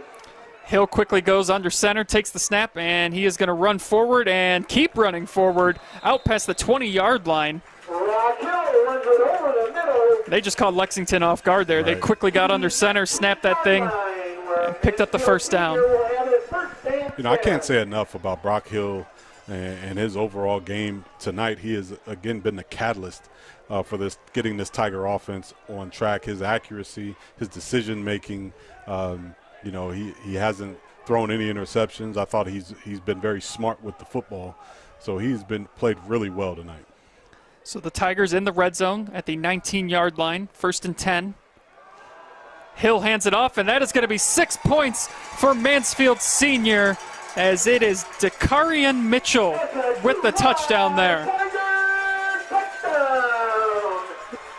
By number 20, junior Dakarian Mitchell. His first carry of the night, Effie, Right. and he makes it count with 6. Dakarian Mitchell taking advantage of, just another piece of the Tiger depth in the skilled positions, and Dakarian Mitchell, who hasn't had many carries this year, like you said, first carry on the night, but again takes advantage of it. Nice cut right inside the hole and accelerates into the end zone. Snap was high, but the hold was good, and so was the point after. So Mansfield Senior makes it a 35-6 game. 3:43 to go here in the third quarter. And another impressive drive for Mansfield Senior's offense. Yeah, and I think the key now, and so many times you see, drives that happen, and you think, well, a team's just driving the ball and it doesn't mean anything. But when you're able to drive the football consistently, possession after possession, your team starts to get into a rhythm, and when you're able to do that, seems like everything can work. Your quarterback is more focused, your receivers are more focused, and your entire offense looks more in line with what they're practicing, what they've been practicing. So it was huge for the Tigers to be able to get in line with what I'm sure what the coaches have been wanting them to do for the last couple of weeks. The Minutemen, on the other hand, right now are struggling, obviously, but at this point, with 3:43 left to go in the third, they've got to find positive things. And I thought that last drive was a positive. And I think they committed to the run, and they decided, look, no matter what happens, we're going to run the football. We may run a short pass, roll out or something like that, but we're going to commit to this run. And if I'm the Minutemen, that's what I do to close this game out. I'm going to eat some clock. I'm going to get my team to establish the run and try to make some plays and get back on the board again. Stutes on the return, takes it out to about the 27-yard line. Mansfield Senior with that last rush now, Effie up to 55 yards on the ground tonight. They only had 52 yards on the season coming into tonight, so they've had more success on the ground in the ground game. But to be honest, they've had such success passing tonight that they really haven't ran the ball much. Right, and I think this young offensive line is starting to come together. You're starting to see the fruits of them coming together, and like we talked about before, offensive line play is about a unit coming together and playing together. And sometimes when they're all new, that is so hard to get. And right now you're starting to see this offensive line come together and play better along with their young quarterback. Another mishap on the exchange there under center, but Corbin Green nonetheless picks up a couple yards on the play. I wonder what's going. We've seen a lot of fumbled snaps tonight, some high snaps. Those little things that you don't get a chance to work. Generally you spend certain parts of practice that are called ND or individual time, where all you work on are basics, basic fundamentals, snaps, steps, stance, starts, things like that are basic to football. But right now with this shortened, condensed season, you've got to get your offensive philosophy in, your defensive grand schemes in. So the little things, and that's what we're seeing here, a lot of little mistakes because you just don't have time to work on those things. Jordan Barris on the carry. Picks up maybe a yard or two. Number 1 on the play. This will be 3rd down and 5, 3:15 remaining here in the third quarter. 35-6. Mansfield Senior has the lead. This game was scoreless after the first quarter, and then Mansfield Senior turned it on in the second quarter, scoring 21 points. 14 of those points coming in the final 3 minutes before the half, as Lexington just really couldn't get off the field into the locker room at halftime quick enough. Pauly hands it off, and Nice use of the truck stick there by Lexington's Corbin Green. He's going to be right at the first down marker, and they will give him the first down as he just lowered the shoulder and picked up that first down. You know, that formation with double tight ends, what looks like an old school wing tee that the Minutemen get into, has been, you know, pretty positive for them tonight. They haven't done a whole lot out of it, but when they do run the football in between the tackles, for the most part, it has been good for them. So we'll see moving forward if they continue with that, trying to just overload the Tiger defense to one side. And I believe we're going to have some early movement here by Lexington. It's a false start, so that'll bump them back 5 yards to about the 33-yard line. 2:08 remaining.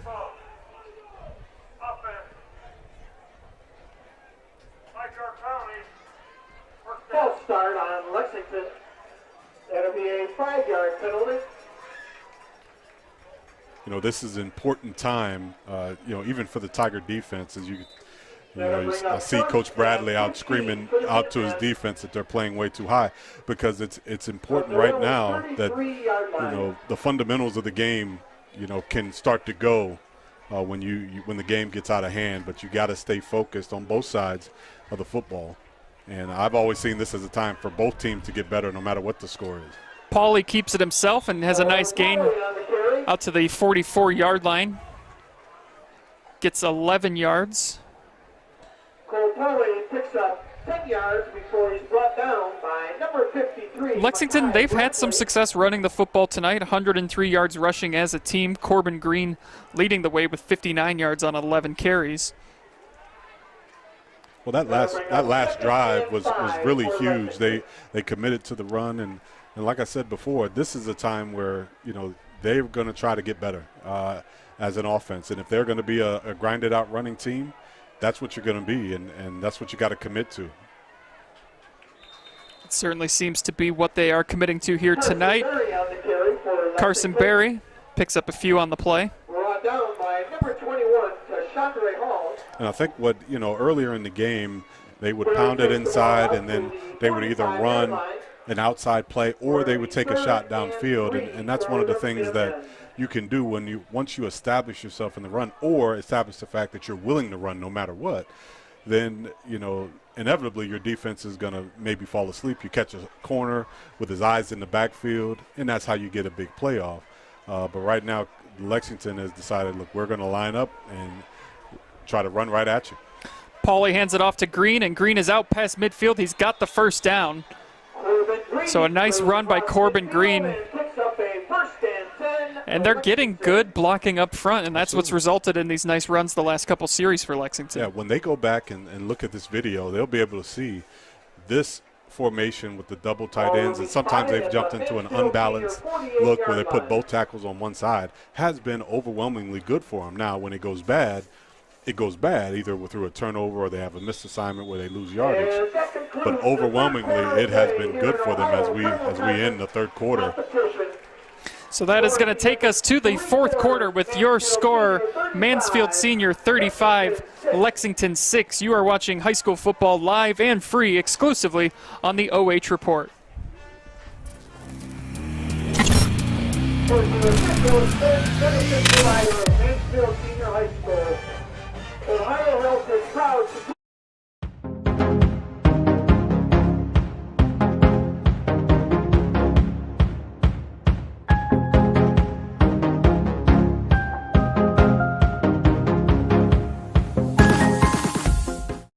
Why are all these people so happy? Because they just got their business online with TMS Plus Digital Marketing. No hype, just results. That's TMS Plus. Customers do come in and they do feel like they're a part of our family, and they feel like they know us and we know them and we care. Park National, our family of banks, all together now.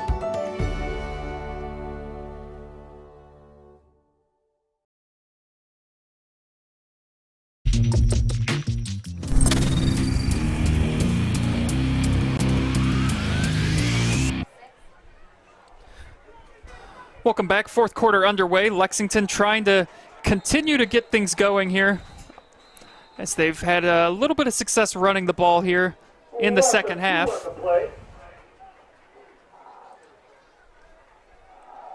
Corbin Green on the carry for Lexington. You know, Corbin Green has really been a workhorse for the Lexington Minutemen on both sides of the football. He's running the football. He has been huge defensively, trying to make plays in the backfield and against this Tiger offense, and you know, probably more responsible for the touchdown they have than the quarterback when he rammed him in from the 1 yard line. Toss to the outside goes to Carson Berry. Tries to get to the outside, and he has got nowhere to go. Great pursuit by Mansfield Senior's defense. And it's going to be 3rd and long now for Lexington. Well, Keontae Bradley played that perfectly as a corner. He saw the outside sweep coming his way, and instead of going inside, he ran and forced the back to cut back into the Tiger pursuit. So he played that perfectly. That's a great play by the sophomore.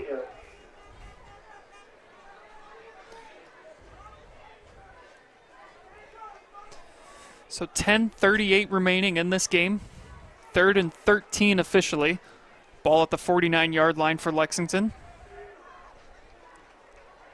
I'd like to see Pauly use that arm of his again as Lexington forced to call a timeout here. Play clock winding down on him, but he's only thrown 7 passes tonight, and I know they're establishing that running game, but 3rd and 13, this late in the game, I'd like to see him just take a shot downfield, see what they can do with it.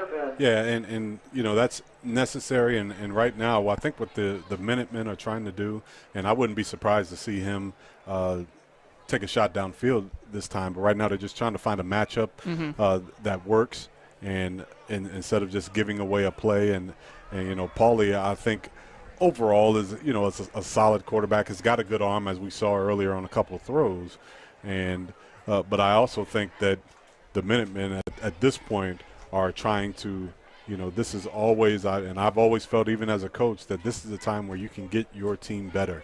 Do not throw away 10 minutes and 27 seconds of valuable experience on a game field, no matter what the score is, because whether these are young guys that'll be back next year, and if nothing else, next week, you've put a score on the board, you've got that monkey off your back, you actually have a score. So now you're just trying to get better. So whether you pass or run, at this point it doesn't matter. You're just trying to execute your plays offensively. And you've got 10-27 to try and execute against a different team, not just who your inter-squad practices or whatnot. And that is not what they needed to do right there. An interception, and this might be a pick six. No, he is going to be brought down at the 15-yard line. And who else? Amajian Robertson. His 2nd interception of the day, and he's been all over the field tonight. Yeah. Again, his first game back, and just two really where he jumped the route. Very good job by Robinson, and you can tell, you know, he has a nose for the football, and you know, you could tell also that, you know, he hasn't played a whole lot of football. He probably, you know, later on in the season when he gets in better game shape, he'll be able to take that one all the way in. But great play that time by Robinson, and he has made play after play tonight for the Tiger defense, and again, looking more and more impressive as a defense with each game. So Mansfield Senior takes over at the 14-yard line. Hill throws over the middle and incomplete. Some contact in the end zone, but no flag thrown. Braden Stutes on the coverage with Avion Gross. Another great throw from Hill, though. I mean, he is putting it. He's got some zip to his passes tonight, and he's looked really good. He is. He is. I can't say enough about how Brock has played and thrown the ball with so much confidence. Thrown it in the tight windows. He's thrown it over the top. He's had touch when he's needed it. He's played an outstanding game tonight. Hill this time hands it off and nowhere to go.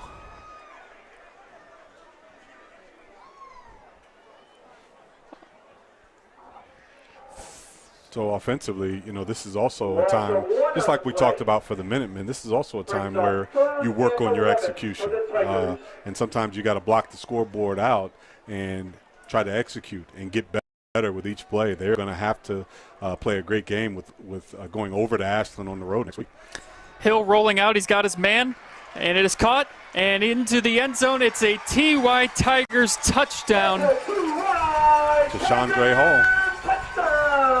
To Chandre Hall. 15-yard touchdown reception. Makes this a 41-6 Mansfield Senior lead. You know, what's amazing, Andy, is earlier on, you know, those are the little rollout passes, little short dump passes that earlier on in the season, the timing wasn't there. Brock was just missing them. You know, you could tell the routes weren't as crisp as they should be. But now with a couple more weeks of practice, all that timing, everything looks better with repetition. Flag on the play. Penalty on the point after attempt here. Encroachment on Lexington. Mansfield Senior will decline. So to Chandre Hall tonight, 2 receptions, 34 yards, and a touchdown. And that was Brock Hill's 3rd touchdown pass of the night. As the Tigers will get another crack at the point after attempt now. Snap is back, Putt's kick is up, and it is good.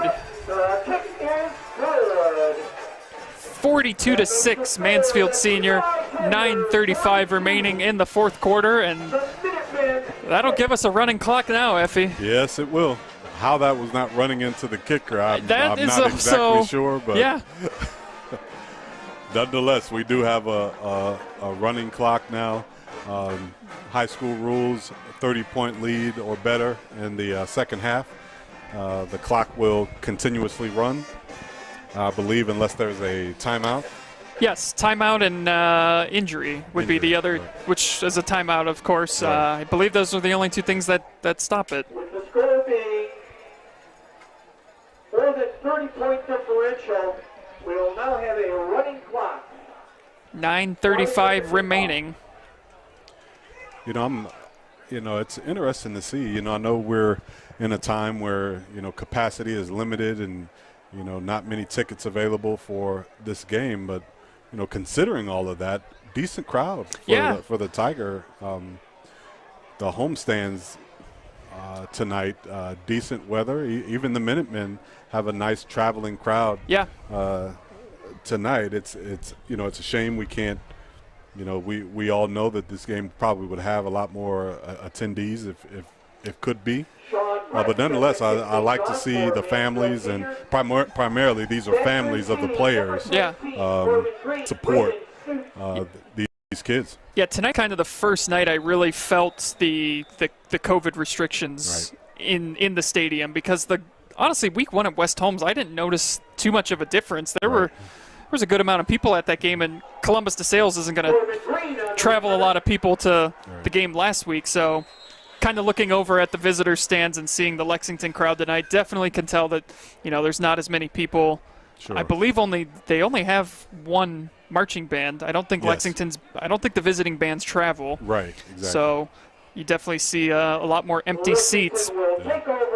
And it's not back to normal, but it is some normalcy here with high school football, and being able, just number one, for the kids to be able to play is great. You know, that was up in the air for just for a long time, just till a few weeks ago, actually. So just to have the kids be able to play and their families be able to come out and support them, it kind of makes the scores and the wins, you know. It puts it on the back burner. Absolutely. That's how I feel about it. Paulie's throw is incomplete. And just even just for me, after that first game we did at West Holmes, being at a place with people in the stands, for me, just was very comforting. Yes. And it felt like we were starting to kind of get back to what we used to have. And, you know, watching a little bit of the NFL game last night, they had fans in Arrowhead Stadium in Kansas City. I've been, you know, working baseball all summer, or that's what we've had, and not having fans in the stands, it's just wild. Pauly gets brought down in the backfield as Mansfield Senior's defense continues to impress. They played well last week, too, against Columbus DeSales, just got worn out a bit as the game progressed. Well, those sophomore 3 interior linemen, Ricky Mills, Makai Bradley, and Leo Hess, all sophomores, all playing in the interior line for the Tiger defense, and they play well, and they play hard, and they are a scrappy bunch, and they make the difference. They disrupt everything about your offense in all 3 games that we've seen them play so far this year. It's going to be really unique. It's everything's unique with this year, but you're talking about how those kids are all sophomores. When they graduate in a few years on senior night, just everything that they've gone through with this year, I think this is going to bring so many teams closer together, just what they've had to go through. And I mean, this is going to be a season nobody's going to forget, but it's going to be really interesting to see how teams bond through this and go forward. Yeah, I agree. 31-yard line where they'll have it 3rd and 9. 3rd down and 9. Pauly. Another screenplay and just not executed tonight. Lexington has struggled with that as Carson Berry just nowhere to go. We've seen him a couple times tonight, just not been able to successfully run that screen. Yeah, it's very tough, again, when you have so much, penetration in the backfield. Everything that you work on, it doesn't matter because the timing is thrown off because you have, at least seems like 2 or 3 Tigers in the backfield at the beginning of every play. So the Minutemen, again, just have to regroup.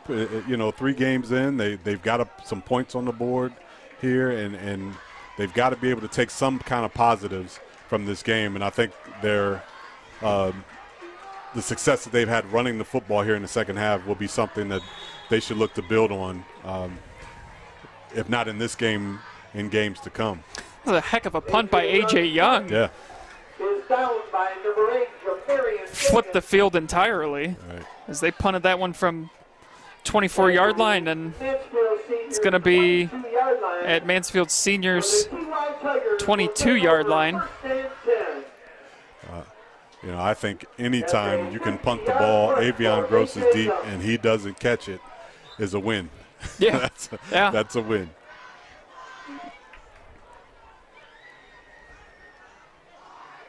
One of the things that, people have talked about with this season being shortened and how when the state champion gets crowned, will there be an asterisk or something like that? But I'll tell you what, whoever wins it this year, that's going to be a special team. Got a change in at quarterback. And to go with your asterisk on this season, I don't buy into any of that because I believe that whoever wins it has had to go through more than any other team has ever had to go through. You have to successfully avoid the virus to begin with so that you don't have to shut down your season or your team or anything like that. But I think what you have to get through this year, and with everybody making the playoffs too, I think that there's just more adversity you have to deal with and more restrictions. So whoever wins it, kudos to them this year. Yeah, short run that time by the Tigers, and I agree. I think you said something earlier. We were on the unedited show, and you talked about how, the teams playing, it depends on the teams who are going to have the most success are the ones who manage this whole thing. Who can manage and keep their teams from, making, dumb decisions and going places they shouldn't, putting themselves and their team and ultimately their season at risk. Which teams and which programs can manage this whole pandemic to where they can stay on the field and continue to play games and actually finish the season is going to be the most successful teams. 3rd down and 10 for Mansfield Senior, 4:10 and counting as we have a running clock here that the Tigers leading 42-6. And that pass is complete, and he's got room out in front of him. Brought down at the 50-yard line, Amar Davis.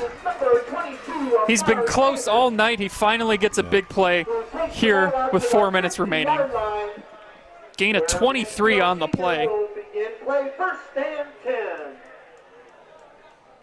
And Amar Davis, who is, again, a superstar in the making for the Tigers, just learning, varsity level football.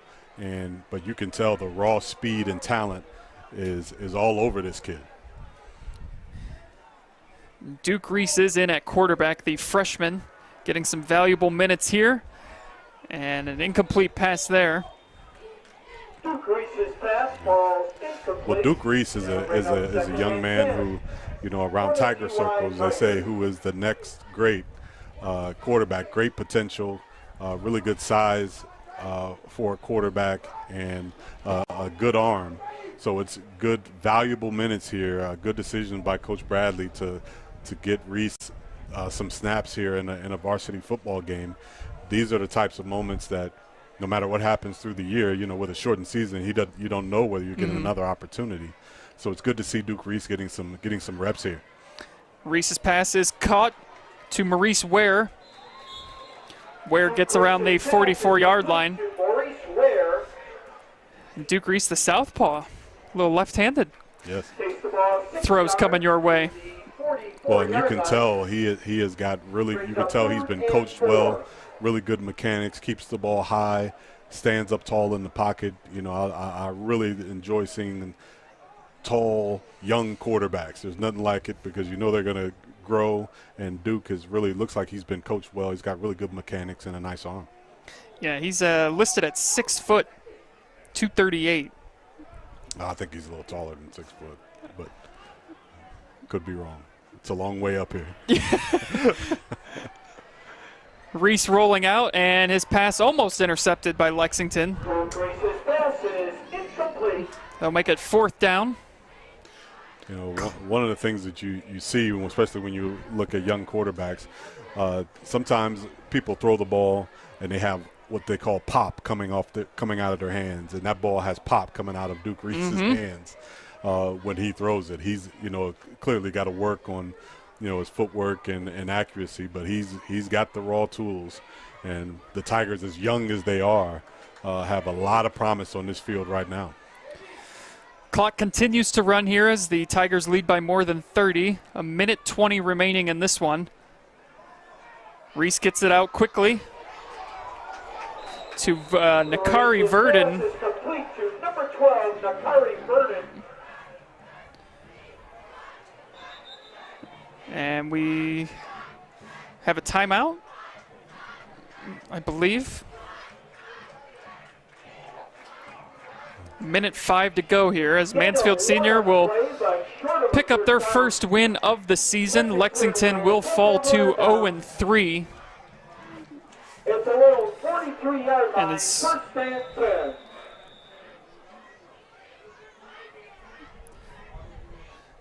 Take a look at the OCC standings coming into tonight. West Holmes, they've been impressive so far this year, 2-0, and 2-0 in conference play. Worcester also undefeated at 2-0. Ashland, 2-0 overall, 1-0 in the OCC. And Mount Vernon, 1-1. Lexington, Madison, both 0-2. Mansfield Senior as well at 0-2, but the Tigers will be getting their first win tonight. Pauly under pressure now, and he's going to be sacked in the backfield. Great pressure defensively from Mansfield Senior again as Chase Bryant in on the pressure. And next week, Mansfield Senior will travel to Ashland. West Holmes will go to Lexington, and Worcester will go to Mount Vernon. Final play here of the night, most likely. 6 seconds remaining, and it's a handoff up the middle. Carson Berry gets to the outside, and he is going to be brought down at about the 47-yard line, and that'll do it here tonight at Arlin Field. Mansfield Senior avoids their first 0-3 start since 2004 as they beat Lexington tonight 42-6. We'll be back with our final thoughts right after this.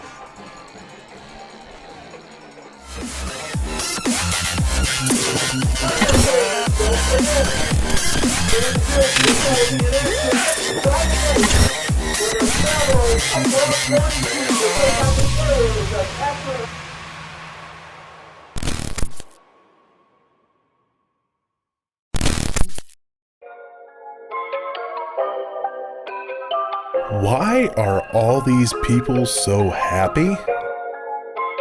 Because they just got their business online with TMS Plus Digital Marketing. Get online with essential digital marketing services for local businesses. And feel like they do. No hype, just results. That's TMS Plus.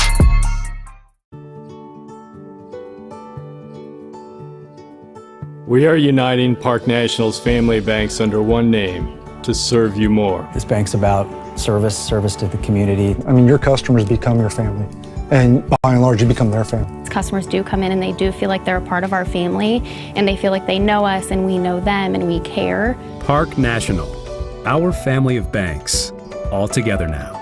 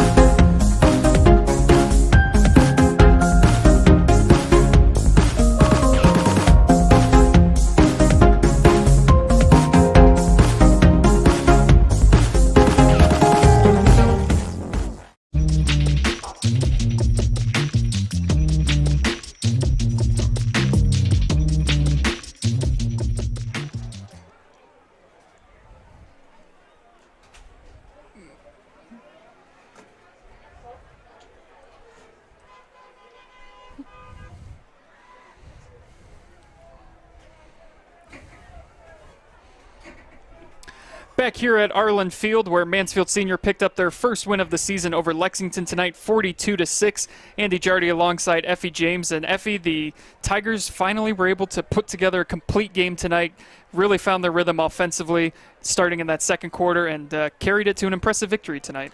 You know, I can't say enough about Brock Hill. I'm shocked, not shocked because I thought he had some promise as a quarterback, but his coming of age tonight and really showing great poise, great touch, great accuracy, great decision making above anything else really sparked this Tiger offense, and you know, he was the catalyst. He was a difference in the game overall tonight. His play. Yeah, he was definitely confident tonight. There was some zip to his passes here. And he finished the night 16 of 27, 270 yards and 3 touchdowns. I think he's our player of the game here tonight, as the offense really clicked with him going so well tonight offensively. Yes. And for Lexington tonight, they got their first points of the season. It's been a struggle for them, but they were able to really establish a ground game tonight, something to build off of as they go forward this season. Well, and I think, you know, when they look back at this video, they'll be able to see what worked, what didn't, and a lot of times you're looking for who are we, and I think the Minutemen may have found some things tonight to establish who they're going to be moving forward this season. So tough night on the scoreboard for Lexington tonight, but I think overall, depending on how they respond to what happened tonight, it'll be a great indicator on what's to come for these final 3 games of the season. So Mansfield Senior, a winner tonight here at Arlin Field, 42-6 over Lexington. Andy Jardy with Effie James, and we'll see what next week holds in store for Mansfield Senior as they will travel to Ashland. That should be a very interesting game. Effie, what's your immediate thoughts about that matchup next week? Well, immediately I think of the fact that, you know, coming into this game, I was thinking to myself, they've got to get their offense going into next week against Ashland, because Ashland will put points on the board. So it's I think at this point the Tigers are a little bit more prepared now going in, and I think it's going to be a great matchup going on the road. Ashland, always a tough place to play. The Arrows will, you know, again, I believe they played well tonight, but, you know, it's a great OCC matchup, and I think the Tigers and the Arrows both have a lot on the line for that game next week, and that'll go a long way to determine the conference champion. Lexington will travel back home next week. They will take on West Holmes, who has played very well so far here in this season. That's going to do it for us here tonight, though. Thank you so much for joining us here on the OH Report. We enjoy bringing you these games every week. It's our pleasure. if everyone can't be in the stands, we're just happy we have some way to get the games out to people from the safety of their homes. So for Andy Jardy, or for Effie James, excuse me, I'm Andy Jardy. You've been watching high school football live and free on the OH Report, powered by BS Media Productions. Thanks again to our generous sponsors for making this all possible. Keep it locked into the OH Report, your new home for live sports coverage in North Central Ohio and beyond. So long for now. We'll see you next week.